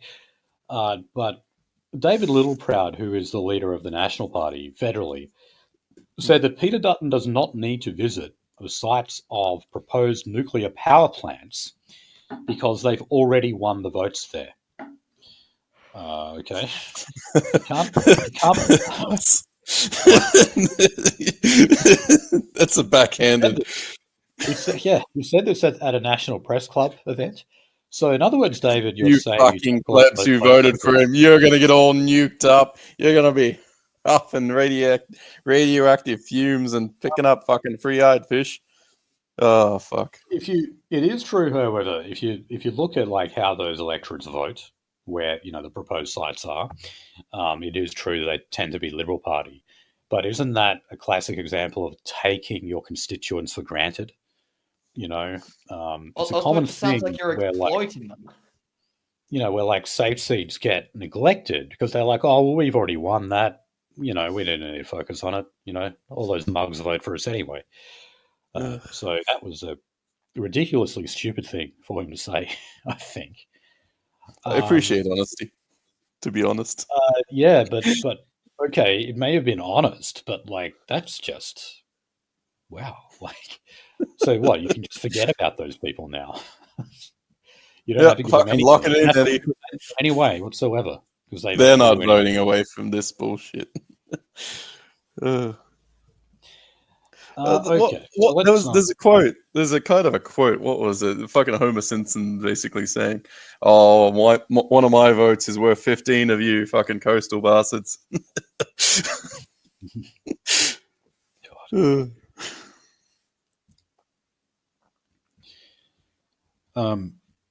I probably shouldn't say this, but like, then I will. My missus got like the early voting. What do you call it? The mail voting thing. Yeah. And she was like, "Do you want to look at this and just fill it out for me?" Because she doesn't have a fucking clue. And I was like, She's going to breaking the law. Going to the expert. Yeah, but then it'll be okay. Like the mail vote used to just be regarded as like the household vote. Like back when women didn't have the vote, often like the family as a whole would be the ones to decide who they would vote for, and then and the man would be the bloke who actually went to the polls and put the card in the thingamabob. So I can't help but agree with the idea because if it's a family, you kind of have to be in agreement. You're probably going to vote the same way anyway. You know, you're leaning that way and all that. Weird kind of circumstance if you're both kind of at ends in what party you're going for, but yeah, it's. Yeah, I'm not when sure I how go to really down put to it. polls, I stare one of the pollsters directly in the eye and I say, I'm going to vote only using my thumb, and then just make, like the most weird autistic deadpan glance down to their hand and say, I didn't specify which thumb, though. And then I proceed to go in the booth and stick it up my ass. Anyway. Go in the booth and booth it. This is a whole other conversation to have about universal suffrage and whatnot. Anyway, let's move on to the economy. Because we did actually have a major policy announcement by Labor. And this is an old idea. I remember this one being floated before. But this is where they would put a tax on gains made on assets held in superannuation, but only for people with $3 million or more in their super account. So it's a capital gains tax on the rich, but it's going after their super instead. All right. So this is a classic politics of envy policy, I guess you could say. Labor don't want to go after things like negative gearing and franking credits because that has always proved to be unpopular. This seems to be something where they're targeting a very small amount of people, and therefore might not get much voter backlash as a result. The Australian newspaper are going ballistic over this. I've put just a couple of their stories in the prep today. There were many, many more of them. But basically what they would do is just interview someone from some company. So, like, for example, in one article, they've got the chairman of CSL and also UBS dealmaker Brett Patton. And they're saying that this is a Trojan horse for Labor to tax other assets, such as residential property. Oh, there we go. This is going into... Yeah, Nolsey, I think you're the property owner here. You might have to comment on that kind of stuff. Well, I'm all for negative queering. Okay. And you have serious commentary on this proposed capital gains tax? Look, I don't think it's a backdoor to anything. Taxing appreciable assets, that's kind of terrible because a lot of it is in speculation. So it's like, oh, okay, you tax, the price of a house through stamp duty / capital gains. Yeah. That already happens. It's like taxing Bitcoin before you've cashed out. Yes. You're not meant to do that, but we all know through the American tax system, that's a loophole that a lot of American billionaires exploit to, make sure their realized gains aren't taxed. But, well. Yeah, how else are you supposed to become a millionaire? How else is supposed to keep it over generations, but to have ways to avoid it being fucking frittered out? I mean, how else are you supposed to have a neglected, abandoned tranny son? Yeah. Got glimpsed into that, didn't he? Fuck. Yeah, well, that's what we all aspire to. Make a kid in your late 20s and then just abandon him and then watch him turn into a freak. Okay, now here was one of the other points of criticism that the Australian made, and that was that, according to one estimate, $25 billion could be withdrawn from self-managed superannuation funds as a way of avoiding those capital gains taxes. I guess so. That's very often what happens when people are anticipating some kind of a tax or whatever. They move in to avoid it. So yeah, you could see a whole bunch of people pull their money out. Oh yeah, is there any fucking law against so yeah, because the seal upon fucking touching your super has been has been broken, so playing with it's up for grabs. Experimentation, see if the tax office reacts to that. And if you get out of it, you're fucking laughing because you're no longer in that bracket. I think super has been explained as being very fucking good investment. But, I mean, if you're going to get taxed for it, then it just makes monetary sense to fuck with the system. I mean, you could afford the fucking lawyers at $3 million of super. Right. Yeah, I wish I had $3 million in super. So, well, no, you don't. Then you just get into a higher bracket. Not yet. I might lose. Oh, fucking A. Okay. So, in the last December quarter, productivity actually reduced by 1.2%. Again, what do you expect when you're paying a bunch of Indians to do your work for you? If you pay peanuts, you get monkeys. So not a surprise. But Jim Chalmers, don't worry, he wrote an op-ed in the Australian promising that the Labor would give a government-wide response to boost efficiency and economic growth. Said, our vision for a second term is rebuilding incomes, reinforcing resilience, and boosting productivity to ensure Australia remains an island of opportunity and stability in a sea of global uncertainty.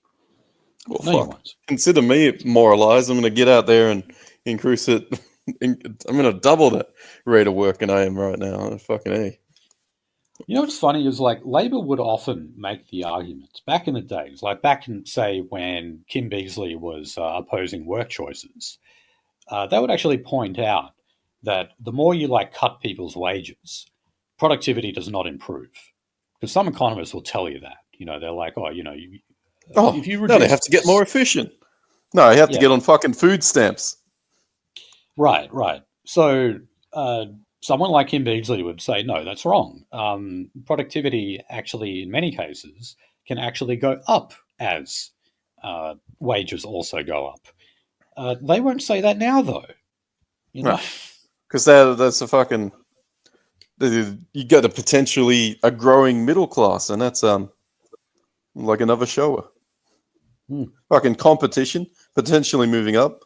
Rather be a tiny fucking well-kept ruling class over just the brown masses of humanity. Ugh. Oh man. Fucking so much for them doing it out of a sense of for their people. And thanks for the fish.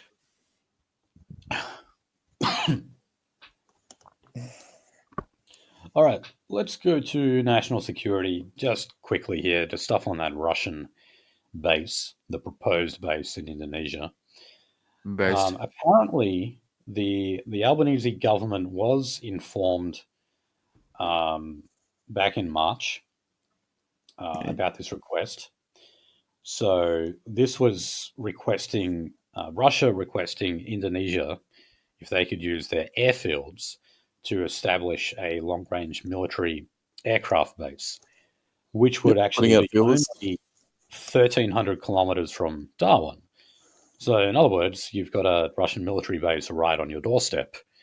As I said before, geopolitically, that's a nightmare for any government in power if that were to happen to them. So anyway, not March, February. So after a meeting in February of this year between the Indonesian Defense Minister and the Secretary of the Security Council of Russia, they had a meeting, and apparently Australia was made aware of that in February. Now, when Albo has been asked about this in public, he has basically just been brushing it off the whole time. So when asked if Australia knew about this previously, he just refuses to answer it. So I'm pretty sure that means yes, they were informed about it. Unfortunately, Peter Dutton was not able to capitalize very much on this because he said that Indonesia agreed to it. and he had to walk that back and apologise for it, I believe, in the second debate that they did.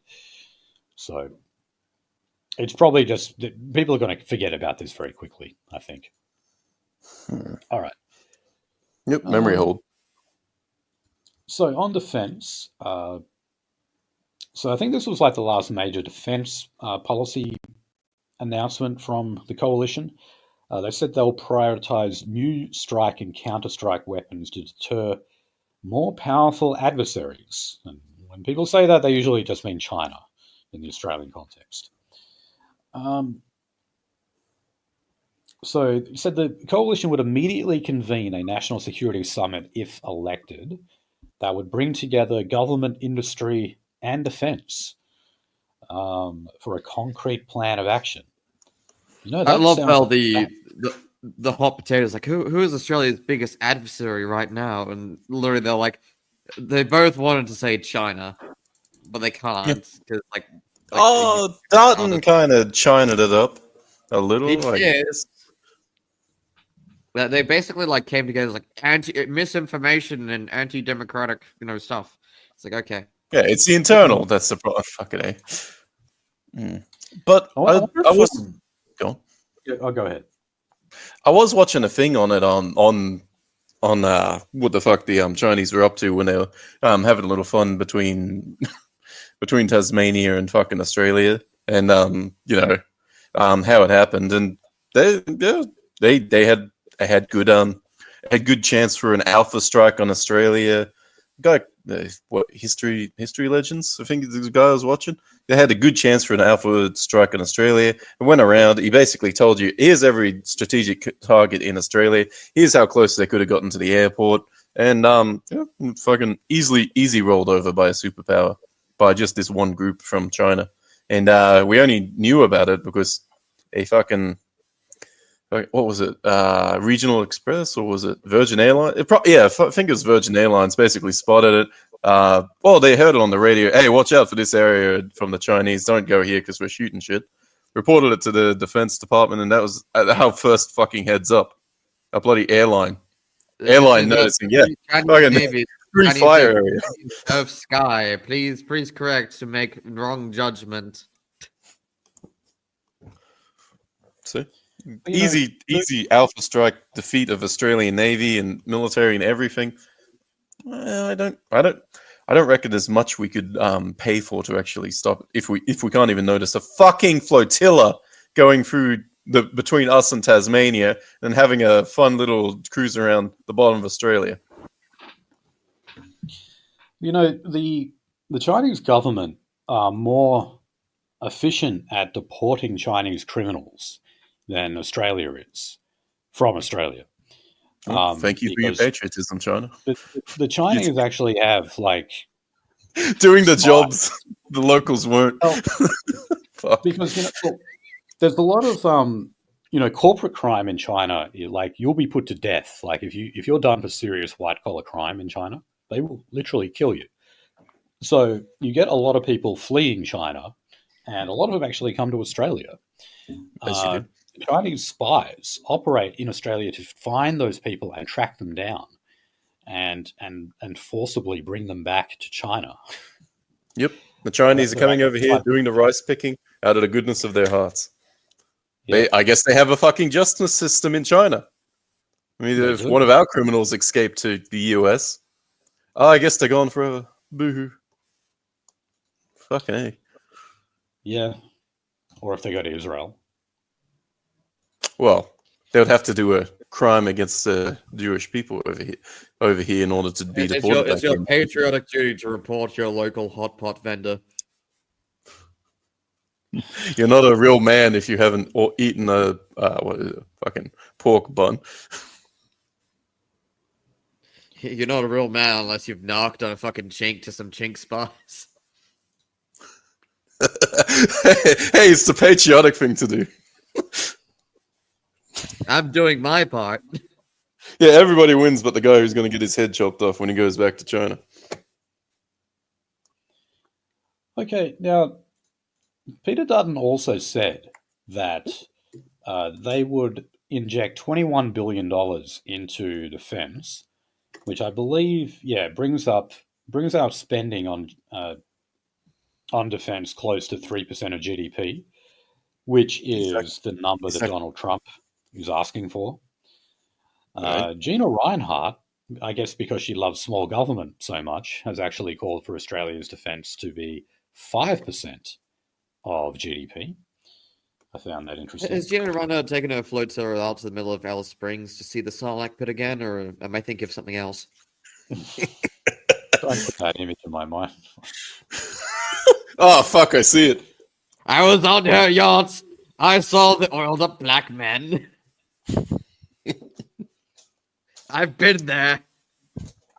Hey, here's another reason not to like One Nation. Pauline Hanson and Gina Reinhardt were on bloody holiday in Thailand. Have you seen those pictures? Mm-mm. What? Yeah. They were posted in our group chat, Nolsey, like our one that you know of. Yes. You don't remember those? No? No, I'm gonna be straight with you. I don't check most channels on that thing. Oh, okay. I see. You're a lurker. What, were they on some sort of resort island thingamabob, or they're in the middle of it? Yeah. I don't know, but like one of the pictures I saw actually had Guy Sebastian like singing. Oh, fucking hell. And they were in the crowd. Yeah. I don't know. Look it up if you want to. I guess they like to party. Anyway. Now, what was interesting here in this story, the Australian, when they talk about bringing Australia spending to 3% of GDP on defence, Peter Dutton said that the plan would be funded by repealing Labor's 70 cents a day personal tax cuts and would instead look after bracket creep, go after bracket creep. So we've heard this before, like, Labor's tax cuts don't actually kick in until financial year this year. And then there's like a second round of them that kick in new financial year next year. The Liberal Party said that they just wouldn't do that altogether. So that would actually mean, at the very least, you would have a short-term tax increase. So an increase on your income tax. Now, I also got to remind people to remember this stuff that Peter Dutton said about relieving the burden of bracket creep was merely an aspirational pledge. Remember that? He didn't actually make it a rock-solid policy. He said it was aspirational. I'll think about it. I'll think about not fucking you. Okay, so in other words, we're talking about the big possibility that the coalition would actually increase your personal income tax, which is the opposite of what the Liberal Party is supposed to stand for. Kind of goes to my bloody theory that Liberals will fuck over the business sector when they're in, and the Labor will fuck over the working sector when they're in, just because who else are you going to vote for? Yeah, that's right. I mean, that's why it was easier for John Howard to take our guns than it was for Labor. Ooh, yeah. Communists taking guns? That won't happen. Here, have these lib shits. Them taking your guns. That's perfectly kosher. Yeah. Let's look at this fucking Friars Cut fucking beep. Every single laser cutting place I go to these days, I still see like a GB22 frame, which is great. Just on the rack, on the orders rack. It's like, oh yes. I still love the fact that we have got great gun laws that will make sure that there is no firearms on the street ever, and we can't defend ourselves with them at all. Right? There's just no guns now? It disappeared. Okay. Let's move on to the public service. Now, again, Peter Dutton said that the cuts to the public service will only be made in Canberra, and that would not include frontline service jobs such as national security, so like ASIO officers, that kind of thing. Mm. However, and also he wouldn't be firing people; it would be natural attrition. So what? that just means you just wait for people to quit their jobs. Okay, but he said that they still have their target of cutting 41,000 public service jobs. So the public service, or at least some people from the public What's the service, average age in the public service? Well, this is what Andrew Podger said, is that what Peter Dutton is proposing is actually like literally impossible, because if you're only talking about Canberra and you're only talking about frontline service, only frontline service jobs will be saved. There's literally not enough of those other jobs for you to cut. So Peter Dutton either has this policy completely mixed up, or he really does plan to fire people and fire people outside of Canberra. All right. And yeah, I mean, the Liberal Party generally, they don't trust the public service. It's kind of a trying to allay the fears of the people who basically are going to vote because they're going to lose their jobs. If I can vote for the people who are going to fire me, nah. So just trying to trick people. Oh god, their public servants just had a fucking deal where they get KY jelly and some flavored condoms in the bin. Oh, don't mind if I do. I mean, we are talking about a constituency that would never vote coalition anyway. Yes. The Dykes in the CPSU are never voting Liberal. A different story for like ASIO, Border Force, or whatever. A lot of them are. Because they're fucking. Alright, he's just alleviating the worries of that. Yeah, see. Yeah, I mean, they would never cut ASIO or Border Force. There's no way the Libs would do that. Ooh. Yeah, not Liberals. Yeah. Okay, could see the Greens doing it. Could see Labor doing it. Kinda. Yeah, you got a good point there. All right, so let's move on to Aboriginal news. Here's a beauty from the Coalition. $100 million to build and expand boarding schools for 660 Aboriginal and Torres Strait Islander students who live in remote parts of Australia. Now, that also includes a $15.9 million injection into private schools. And that would cover the boarding costs of the extra Indigenous students. So how about that? What does an Aboriginal boarding school look like? I'm surprised even one of these exists. Well, if you want them to survive a long time and live to be healthy, it looks like a fucking jail. Yeah, well, look, one of my favourite stats of all time is that Aboriginal people actually have higher life expectancy in jail than they do in the community. I stunned some Americans last night, or not last night, but the night before with that. It was like, oh yeah, by the way, they actually live longer in jail. Nutty. No, it's true. Even though we always hear about Aboriginal deaths in custody, well, we had a royal commission into that in the 90s, and that's actually what it found. You're more likely to survive in jail as an Aboriginal. So is it kind of a threat to wish somebody doesn't go to jail? A native doesn't go to jail? Can you go to... Can you make the threat? Yeah, can you make the fucking threat and then go to jail for that? It's an esoteric sort of lockup. Oh, fuck. I was going to say, what is Aboriginal boarding school? Like the stolen soggy biscuit? Oh, man. I'll tell you this, I would not like to work there. Can you imagine that, just dealing exclusively with Aboriginal kids who live there? You got to wear the hard helmets with the screen so they can't spit on you. Basically, you got to wear a spit-proof uniform. But little Gordon was homesick until his fucking until his roommate raped him. Then he felt right at home. Oh fuck! These things wouldn't be funny or a joke if they weren't true, unfortunately. Living the dream. Living the dream. Okay. So last week we mentioned that Aboriginal Corporation, Whadjuk, I think it was called. Yeah, Whadjuk Aboriginal Corporation. So they're like falling apart, and it turned out that they were like calling people white cunts or something to that effect. Yeah, basically threatening the shit out of this lady who worked for them. Yeah. Meanwhile, the whole corporation is falling apart, even though they're like right on the cusp of getting huge payments because of projects that are being developed on native title land that they are the custodians of.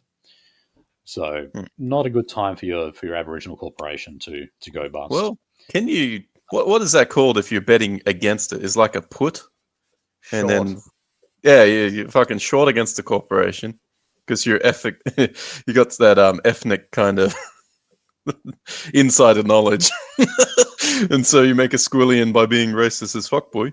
Unfortunately, these things aren't publicly traded. Otherwise, I think Boom Coin would be in the dumpster. Okay, now hold All right, I thought up another coin we can put on the shitcoin list. Get Dingo online. Nolsey, this is not your stream. You can't use it. Yeah. Oh, fuck. But anyway, we got another story on this Aboriginal corporation. So, a former chief executive of the Whadjuk Corporation claimed that he was sacked after repeatedly warning that it was inappropriate for Aboriginal directors to be actively involved in the corporation's commercial business arm. In other words, he said it was bad for the Aborigines to get into the financing side of this. No accountancy on their part. Yeah, so like the white bitch that they abused, what we covered last week, she was not Aboriginal. She wasn't even part Aboriginal. I assume that she would have been one of the people at the top, like trying as hard as she possibly could for the corporation to get a generous slice of the pie here. Yeah. No wonder they hated her. She's just being too fucking efficient, making everybody else look bad. Yeah, that's right. So then this guy was forced out, and then he went over to a private company. Oh, man. That is actually, I can't believe this. This is a private company owned by a Noongar man. But again, just how Noongar out the back. Out the front? Yeah, it was out the front. Fuck. I'm fucking losing clout coin by not knowing the lyrics to the T. Well, don't worry. It's not like you're the descendant of 9 sisters and 12 cousins. Okay, let's move on to crime. And I'm sorry, we've got a bit of a horrific story to start off. You got to hear it. in Open your ears, the people. Northern Territory, there was a stabbing of a 71-year-old by an 18-year-old who was out on bail. So certainly not the first time we've heard of a story like this. So the Premier has announced, the Chief Minister, as they call in the territories, she's announced bail reform. Now, as far as I know, the Northern Territory doesn't have the kind of bullshit bail laws that some other states have, like those ridiculous ones that Queensland had. And then Labor were kind of forced to bring them back. But yeah, I mean, just the very fact that this guy was out on bail and then he goes and stabs someone to death. Yep. 71-year-old, his name was Linford Fake, something, I'm not sure. And he was the owner of a friendly grocer. So I'm not sure exactly what was happening here, but I'm assuming that this guy was robbing the place. And then this guy tried to stop him and was stabbed in the confrontation. Looks Again, for audiences not aware about what the Northern Territory is, just imagine a legal system run off the same principles as like a daycare center. This person's just being put in timeout for being a naughty boy. And he was told that he was on watch for being a naughty boy earlier, and he went and pulled some it stabbed a 71-year-old to death. Still, he'll be put in the naughty boy corner for a hot fucking 10, maybe 15 years. Get out in 8, and probably Sounds do it like a again. feature of the system, not a bug. Yes. Right. Now, you might be wondering, what was this guy out on bail for? What were his charges? Here they are. 2 counts of rape, 2 counts of aggravated assault, resisting police, and possessing methamphetamine. Oh, what we They call McRobbery Tuesday. They gave him fucking bail with a rap sheet like that. What was Why it? the fuck was this guy walking around? Was he given bail by a fucking judge outside of the fucking state? Or did this judge just like the idea of NT people getting stabbed to death and meth floating about? Here's the worst part: he may have not even gone in front of a judge. Fuck this fucking system. Yep. Welcome to hell. Population us. Okay. So, moving back federally, the coalition has said that they'll establish a national database of domestic violence offenders. So, this is a $90 million domestic violence strategy. And this is, again, one of the very final policies that the coalition is there to unveil.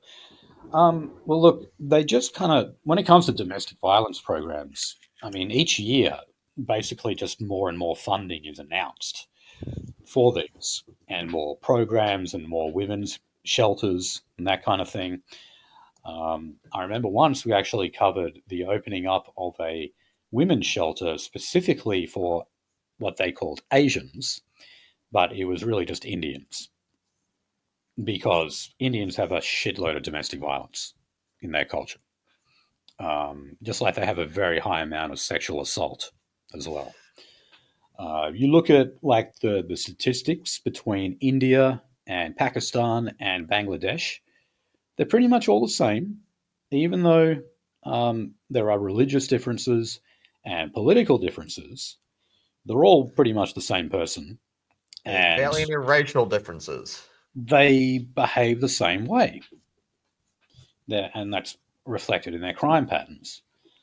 So that's why I like to watch Carl Rock on YouTube, because he's this fucking blonde haired, blue eyed, ethnically German dude from New Zealand, and he just copes about Indians the entire time. I love it. Oh, highly recommend him finding them all over the fucking face of the earth. Yeah, anywhere you go, goes to Europe to find scammers.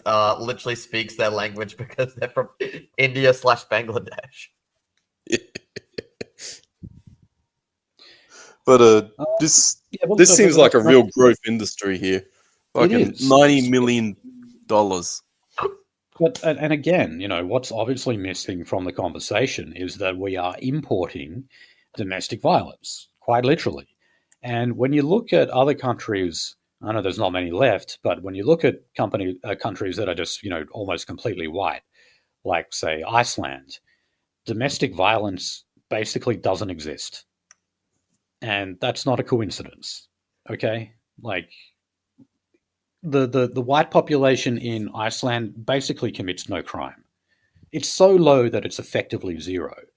Yet, in countries like ours, we see domestic violence on the increase, and we blame it on toxic masculinity and just throw money at it. And that's how we deal with it. Yeah, I even saw an ad today saying like, "Oh, what is your fucking, you know, what is your young boy like looking at?" And it basically had some like Andrew Tate sit in, being like, "Oh, you should beat women. You should beat women." And, you know, like a ethnically ambiguous child and like I guess a white dad being like, "What are you looking at, mate?" And it's just like, "What is your child looking at?" And it's like, well, that's not the fucking story. It's a very, very convenient narrative you put together for yourself, but that's not what's happening. You mentioned Iceland a second ago. If I can get you to forward this one to Fenian for a second, because you reminded me of Iceland. When was it again? It was about 7 years ago, it's got its first rabbi. Oh, And, we and within the year. Are you talking about circumcision laws? No, I'm talking about him basically going to the public and saying Iceland must do more for refugees. Yes. Within the first year. Yeah, so got a rabbi, advocates for open borders. Iceland bans circumcision. Iceland's fucking loans to the rest of the world get cancelled or threatened. Yeah. I heard that the rabbi was calling because circumcision apparently is illegal in Iceland, and he was fighting to have that overturned. Even though, what are they going to do? Force a fucking ring back on his dick? Fuck me, dude. They're just going to take him out of country, and chop him, and then bring him back. Man, like that title, like rabbi in Iceland, that just should not exist. Why is there a fucking Jew in Iceland? Fucking failure of border control. That's how. A Jew in Same Iceland. thing that happened here. Throw them out. Well, they actually have no army in Iceland. I mean, yeah, you get to say that that's one of the things about having a very small population. Well, good fucking luck occupying Iceland. Well, yeah. Well, because Iceland will be the very last white state left, and by that point, not if this guy has anything to say about it. The whole world will be a shithole. The only non-shithole will be Iceland. Oh, come on. I'm still yet to go through my James Bond villain arc. Okay. Just quickly in Queensland, David Crisafulli has condemned what were basically taunting videos. These were, sometimes they call them crimfluencer videos. They're still the old Johnny Somali's a different name. Yeah, it tends to be, it's not whites doing this stuff. And sometimes they actually will taunt politicians and police and say, catch me if you can, that kind of stuff. David Crisafulli, don't worry, he said he is not going to be intimidated by them. Shit. Come on, take it as a Nah, I can't encourage that. I was going to say, do we have the one instance of like that one police chief like saying like, I saw your TikToks. Roll up, you've got it. Where he's with this entire fucking police division, like fucking all armed to the teeth and tacticaled up. Like, yeah, well, you want to start a gang war? Okay, let's do it. And he got called racist, which is fucking hilarious. There you go. Okay. Let's move to party politics in the States. We're going to start with South Australia, and we're going to start with the Liberal Party. So the former leader, David Spears, who is in the news for all the wrong reasons for the past few months, he admitted that he fabricated a deep fake defense when photos came out showing him snorting cocaine. Now, yeah, I remember going through this at the time.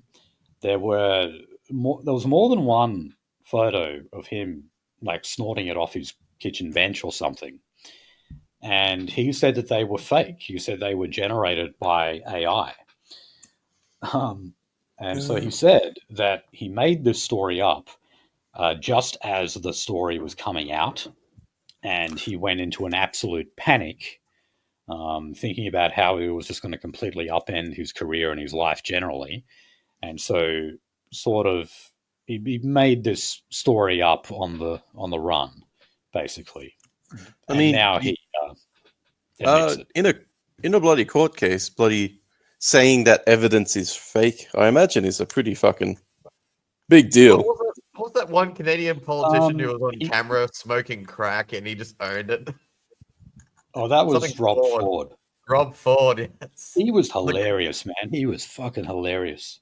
Shows up to fucking drug addict.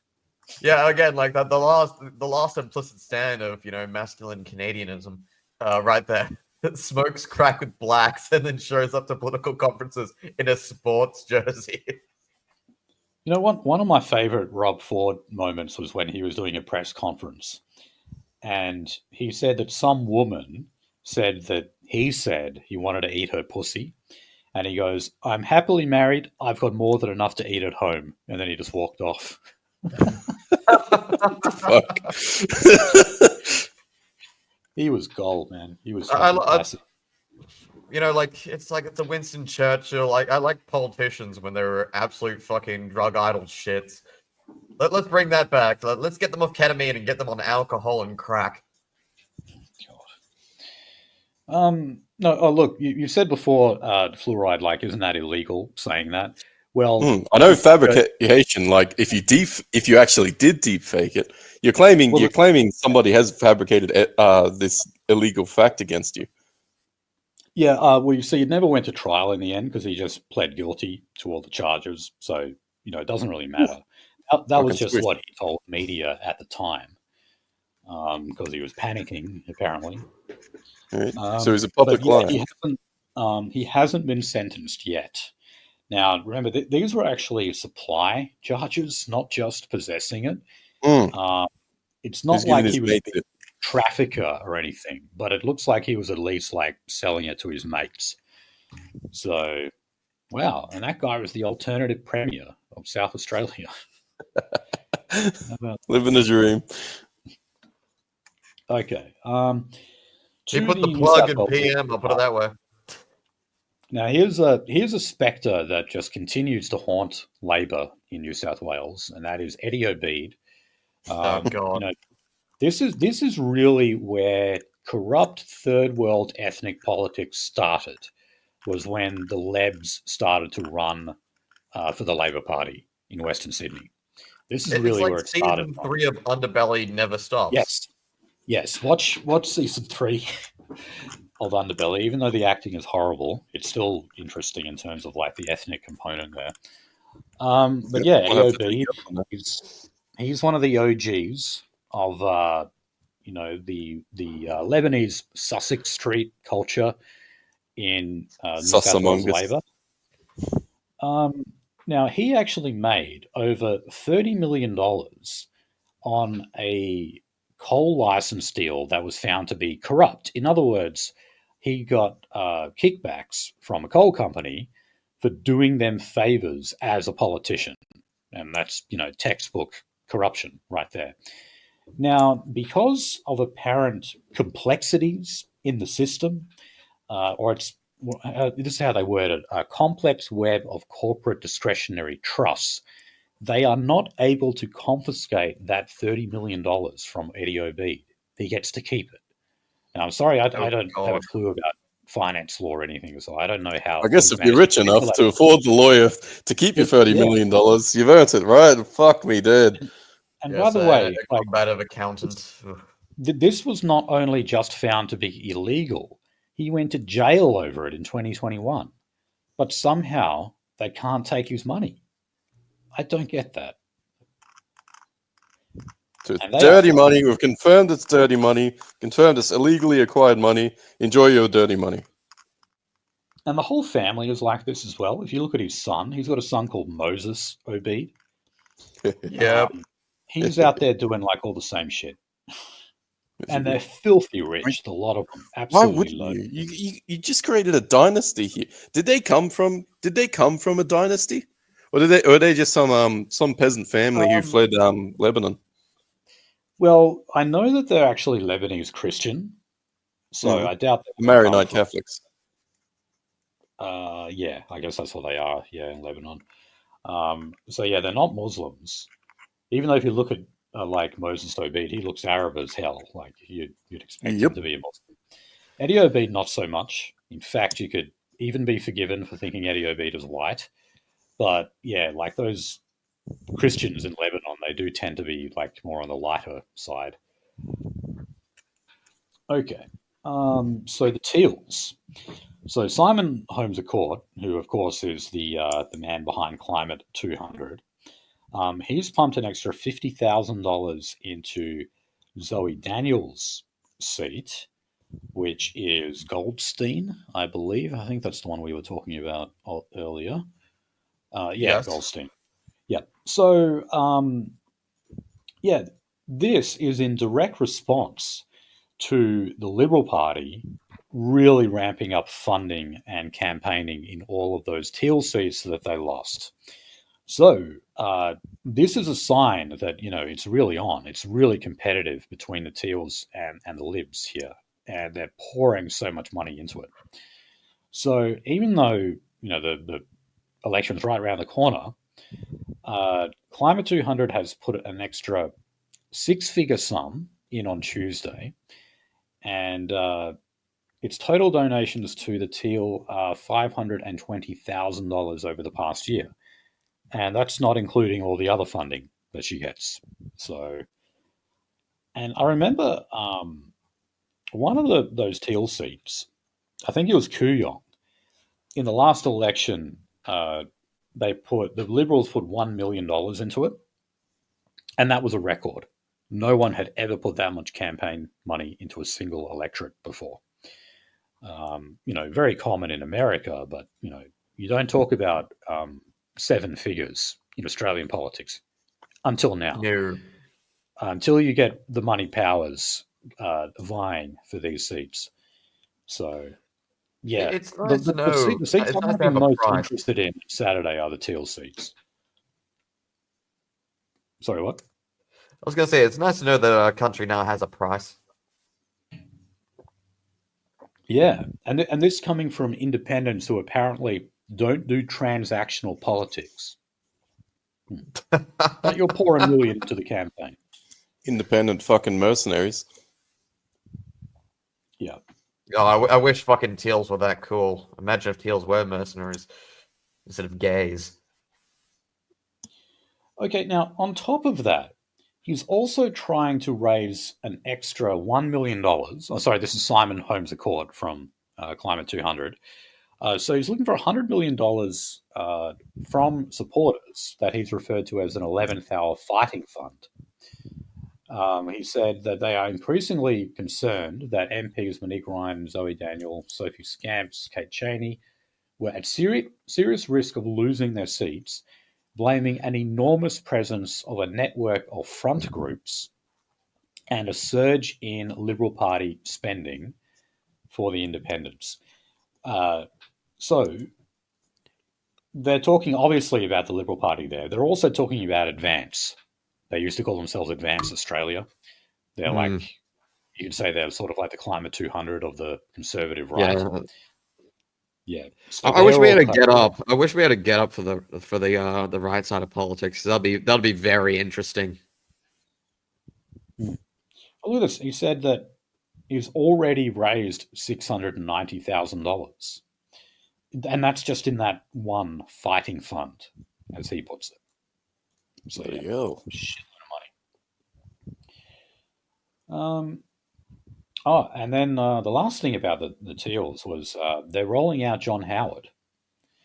So Peter Dutton is he in a wheelchair yet? He's no, Howard's I don't know, mid-80s or so. Yeah, he looked ancient when he was in.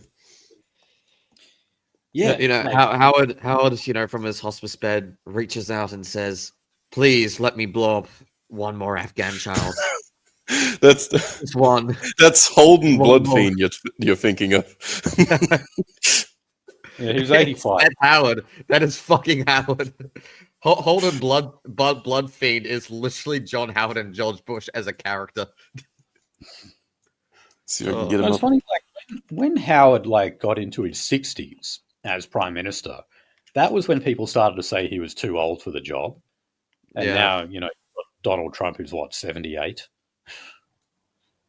We had a literal dementia patient that, they said, how he doesn't have dementia.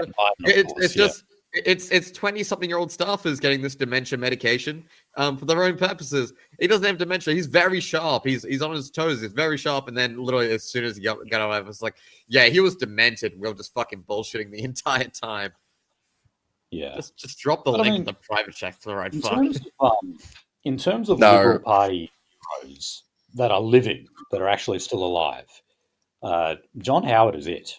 No one considers Abbott or Scott Morrison, and certainly not Malcolm Turnbull, to be Liberal Party heroes. Really all they've got is Howard.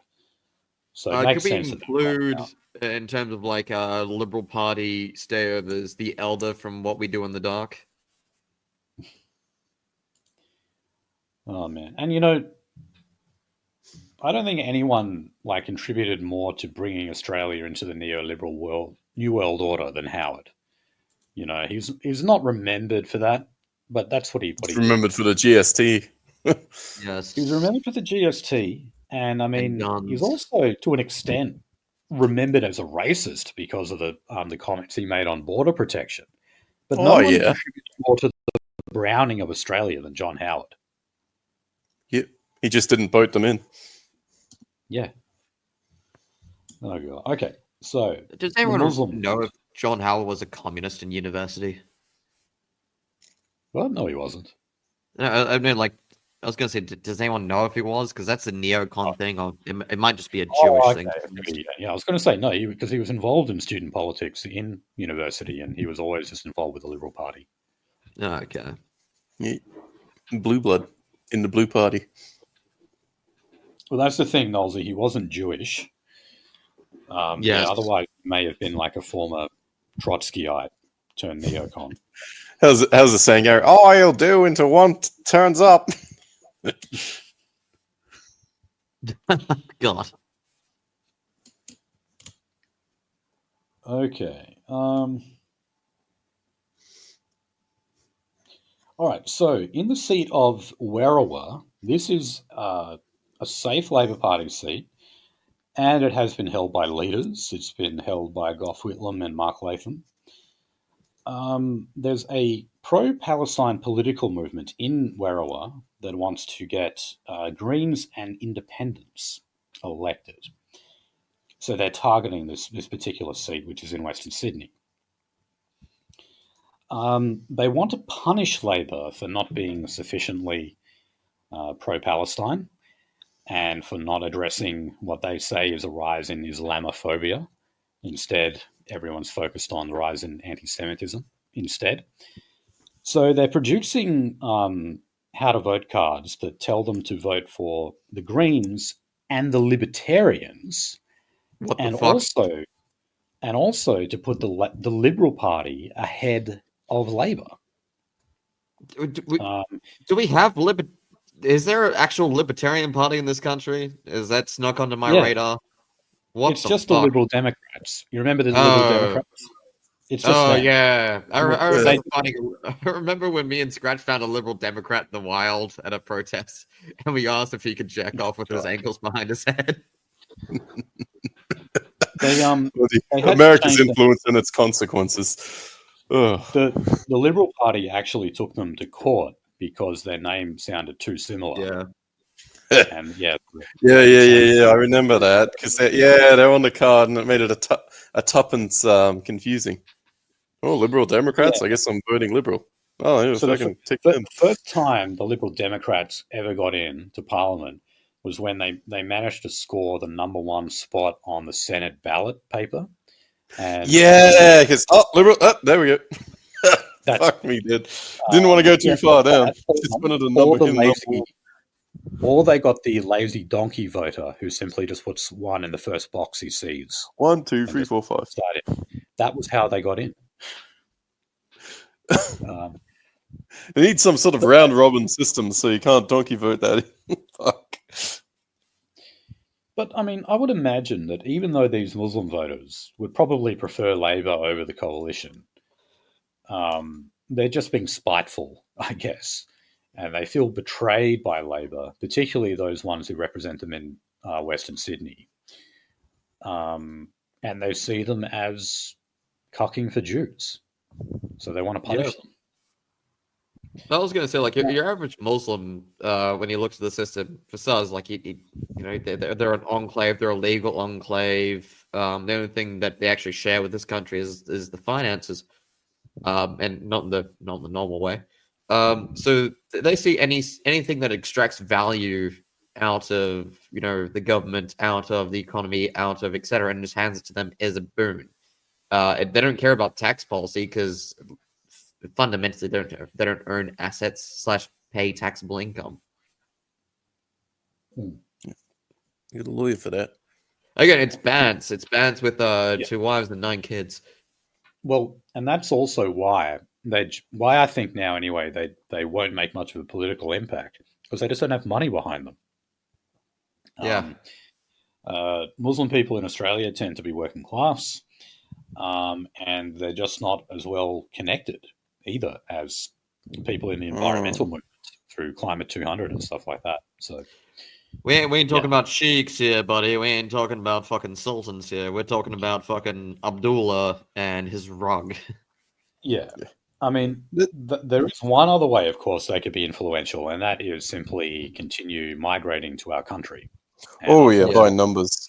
You fucking push everybody else out. But you can kind of empathize with the idea that kind of from a ruling class perspective of the Muslims, like in working class, if they become a middle class working class, then that's a very powerful fucking block of both numbers and of fucking influence if they have the money to not be slaving away every hour of their working day or, actually influence it. That's how George Galloway won that seat in the UK in that by-election. I don't know if you guys know much about George Galloway, but like he's an old school Labour socialist type, but he also allies himself with Muslims because he's very anti-Israel and all that. And he was basically able to win that seat on the back of working class votes and Muslim votes. Yep, so he's Eric Stryker with an age filter? You could say that. I've heard Stryker say some very favourable things about George Galloway. Right. Well, at least you didn't have to deal with him when he was drunk, waking up in the morning. All right, now, I just wanted the next story. It's not much of a story, but I just kind of found it funny the way this read. So this is about Fatima Payman's party. Yes, she has her own party, if you didn't know that. Australia's Voice. And, here's what The Australian wrote about one of her candidates. So Megan Krakauer was 19 with 2 toddlers and a job as a kindergarten assistant when she told her GP in the tiny West Australian farming town of Mount Barker that she wanted to learn how to speak and write like a lawyer. I wanted to be a lawyer so I could write good parole board letters. So many of my family was in jail. What the? You know what? That's a very good fucking. I can assist my fucking family out of the fucking clink. Okay, now I'm not. Why the fuck you in this country? Let me continue. Nick Silberstein, the doctor who cared for 3 generations of Krakauers, immediately urged her to move to Perth and enroll in a bridging course for university aspirants who did not graduate high school. What a helpful facilitator. So Miss Krakauer said Dr. Silberstein gave her $2,000 for books and expenses, as well as the emotional support. Oh, he's so fucking generous. And at a generous rate. Her direction of life. Fuck me. Almost 35 years later, Miss Krakauer is an Indigenous advocate with a formidable reputation. Police commissioners sit down with her. Premiers make time for her. She now wants to be in the parliament with decision makers. After a spectacular falling out with the Greens, Miss Krakauer called the party machine racist. She is on the WA Senate ticket for Australia's Voice, founded by Labor defector Fatima Payman. Isn't that inspiring, boys? That story? Dude, I'm going to say something illegal, so I'm not going to say it, but like, holy shit. I might say something illegal. You can fucking blow it out if you like, but it's just a. We can have a little. It's a quote. I think it is. It's a quote. I think. She was literally bankrolled by a Dr. Silberstein. My God. Yeah, here's the thing I was gonna say. It's kind of a saying. Or hand a hammer to a white man, build a house. Hand it to hand it to Asian. Yeah, hand it to an Asian, and he'll build more hammers. Hand it to a black man, he'll beat the white man to death. Give it to the Jew and he'll pass it off to the black man. Yeah. For a fee. Okay. God, yeah. What can we say about that? What can we legally say about that? Fuck. So some quick stories to finish us off for tonight. Labor has announced Health Direct. So this is a 24-hour Medicare line that you can call, 1-800-Medicare. They're putting $200 million into that. Ooh, that's a lot of fucking money. Yeah. So this is, if you've got some kind of medical emergency in the middle of the night or something, you've got a number that isn't 000 to call. Non-emergency related. I guess it'll save a fortune for hospital trips, but you're risking your life if you're not going to call up, fucking got heart palpitations in the middle of the night and you ask Medicare about it. Fuck me, dude. Yeah, well, I mean, in that case, yeah, just call 000. But, I mean, look, it is good to have an alternative. Like, that's why police stations very often advertise their phone number so that not so many people call 000 and clog up the lines. So, if you want to get past that, just call 911. I bet some fucking thick Aussies actually do that. Mate, you grew up watching The Simpsons. When you think of the police, you think of calling 911. Well, I always just remember the Homer's line where he goes, "Hello, operator, can you give me the number for 911?" Damn it. Okay, so quick story on social media. We might remember that YouTube is basically exempt from that social media ban for people under 16. Apparently is going ahead. They're doing some kind of carve-out deal with YouTube. So those laws actually take effect this year in December, right at the end of the year. They said the decision to exempt YouTube was made months ago, and it did involve some kind of consultation process. So maybe they're going to ban parts of YouTube, or maybe, I don't know, they'll only be able to access YouTube Kids, something like that. Oh boy. Yeah, if you can't put Baby Shark in front of your kid to keep it pacified for the road trip, then how else are you supposed to occupy it? It's going to be coming down off its high. YouTube Kids is 50% Baby Shark and then 50% fetish material. Oh, fuck. The fucking Spider-Man Elsa. That's the one. Yep. Never forget it. Oh, fuck, I forgot about that stuff. Fuck.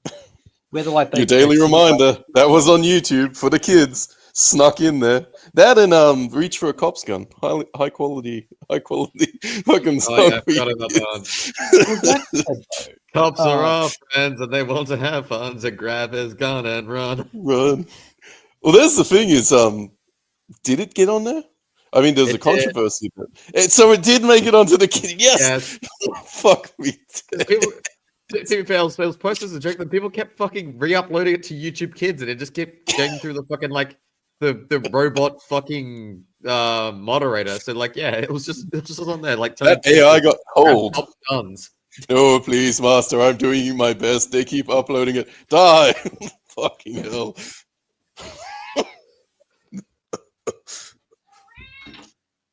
That said, YouTube is definitely way less toxic than Instagram or TikTok, for example.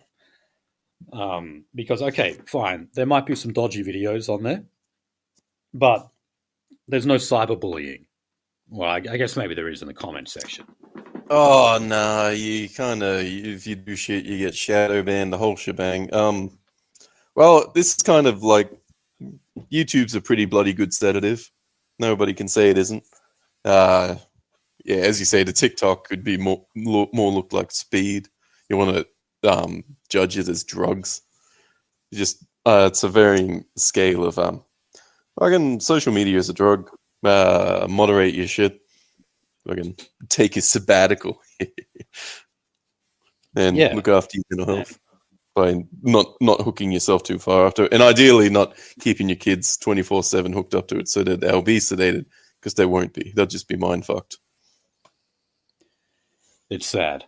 That's why, yeah, I am fully in favor of this ban, and we need to also just enforce bans on smartphones in basically every school.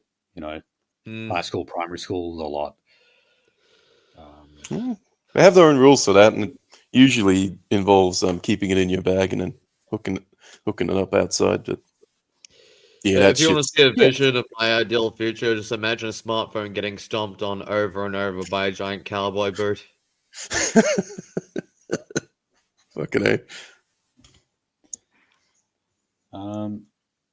I can't believe we're talking about salmon farming again.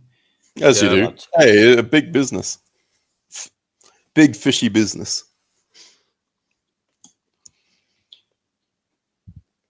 So Albo's pre-election law that shores up salmon farms is being used by a coalition of 17 conservation and indigenous groups to lobby the United Nations to send an investigative mission. Oh, they want that cut. Oh, fuck me, dude. They're pushing for the July meeting of the World Heritage Committee in Paris to send a reactive monitoring mission to Tasmanian Wilderness World Heritage Area. So this would be the first mission in a decade. They did have one in 2015, and that resulted in the Turnbull and Hodgman governments later dumping plans for selective logging and mining inside. So, yeah, I mean, look, basically the green groups, they want a complete ban on salmon farming in these areas.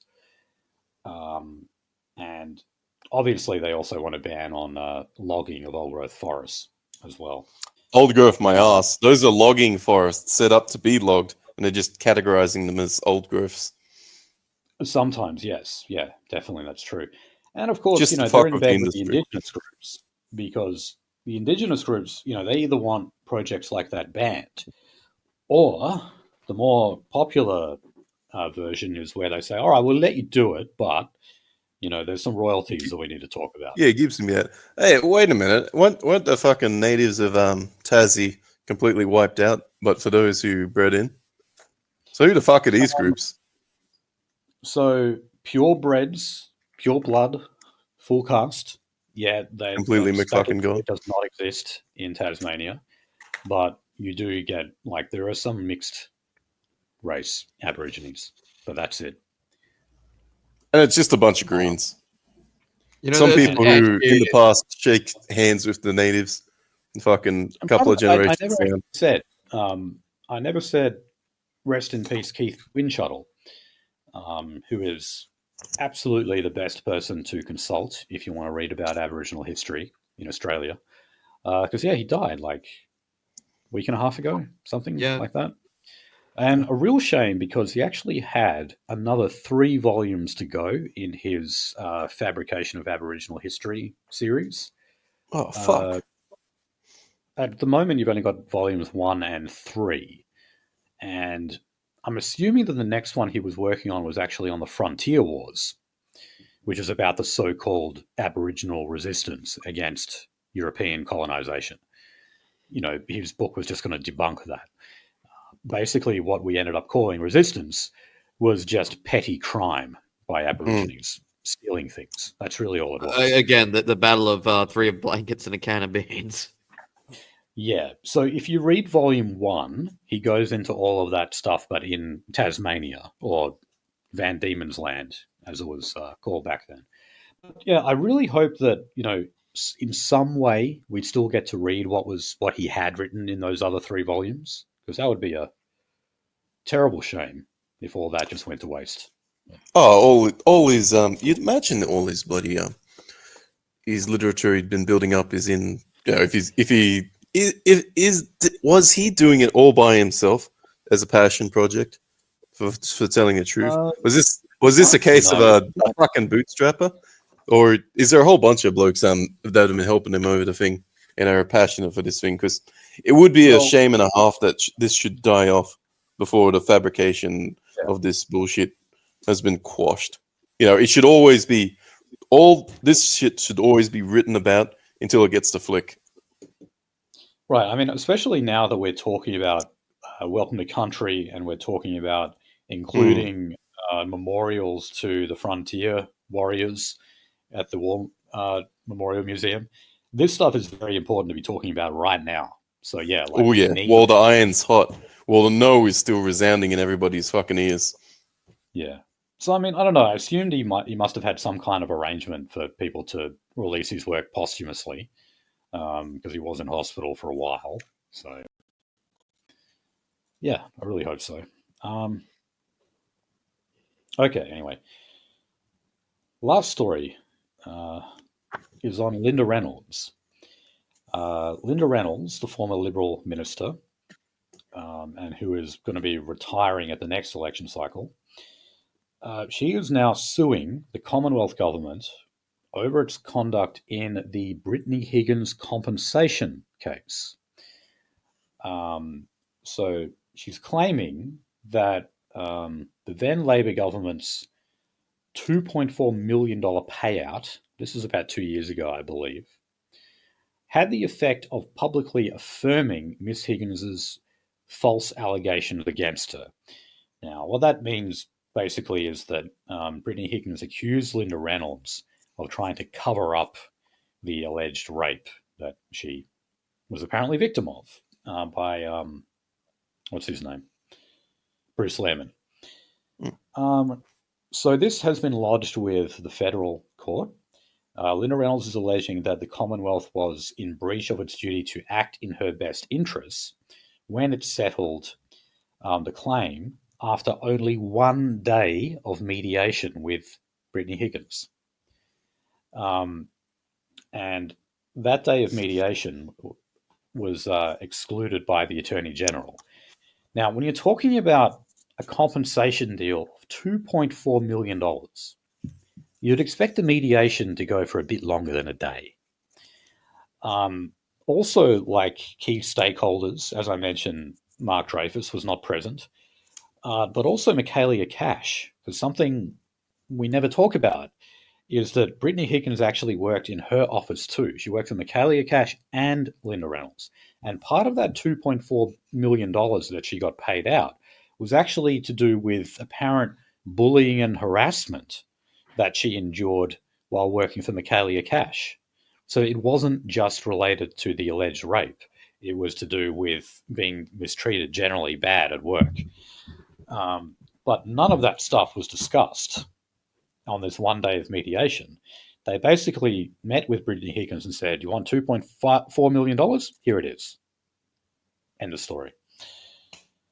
Can you take this $20 and fuck off? Take the $20 and don't cause a scandal. I'm going to pay you $50 to fuck right off. Yeah.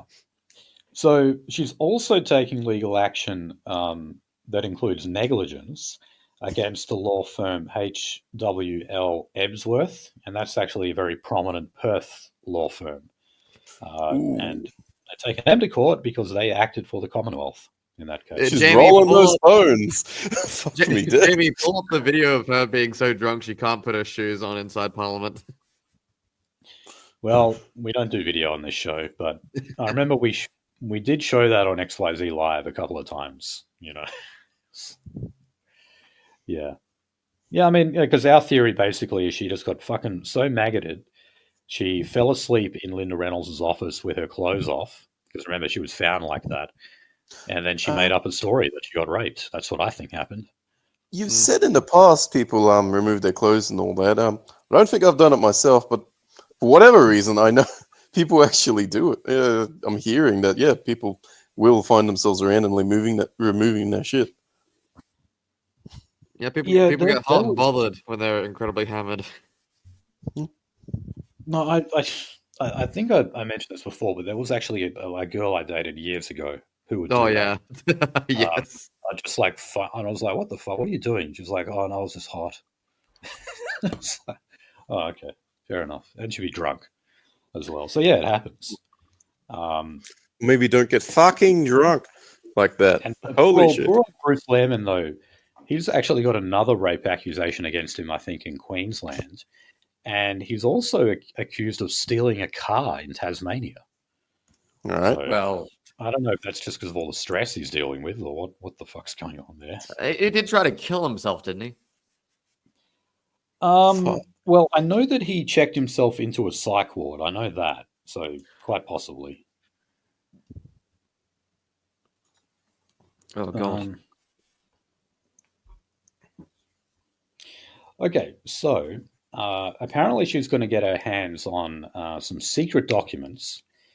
And this is from that law firm, HWL Ebsworth, that could reveal that the government agreed to allow Brittany Higgins to extend the time limit for her compensation claim by a crucial extra day against the wishes of former Liberal Minister Linda Reynolds, for whom the firm also claimed to be acting.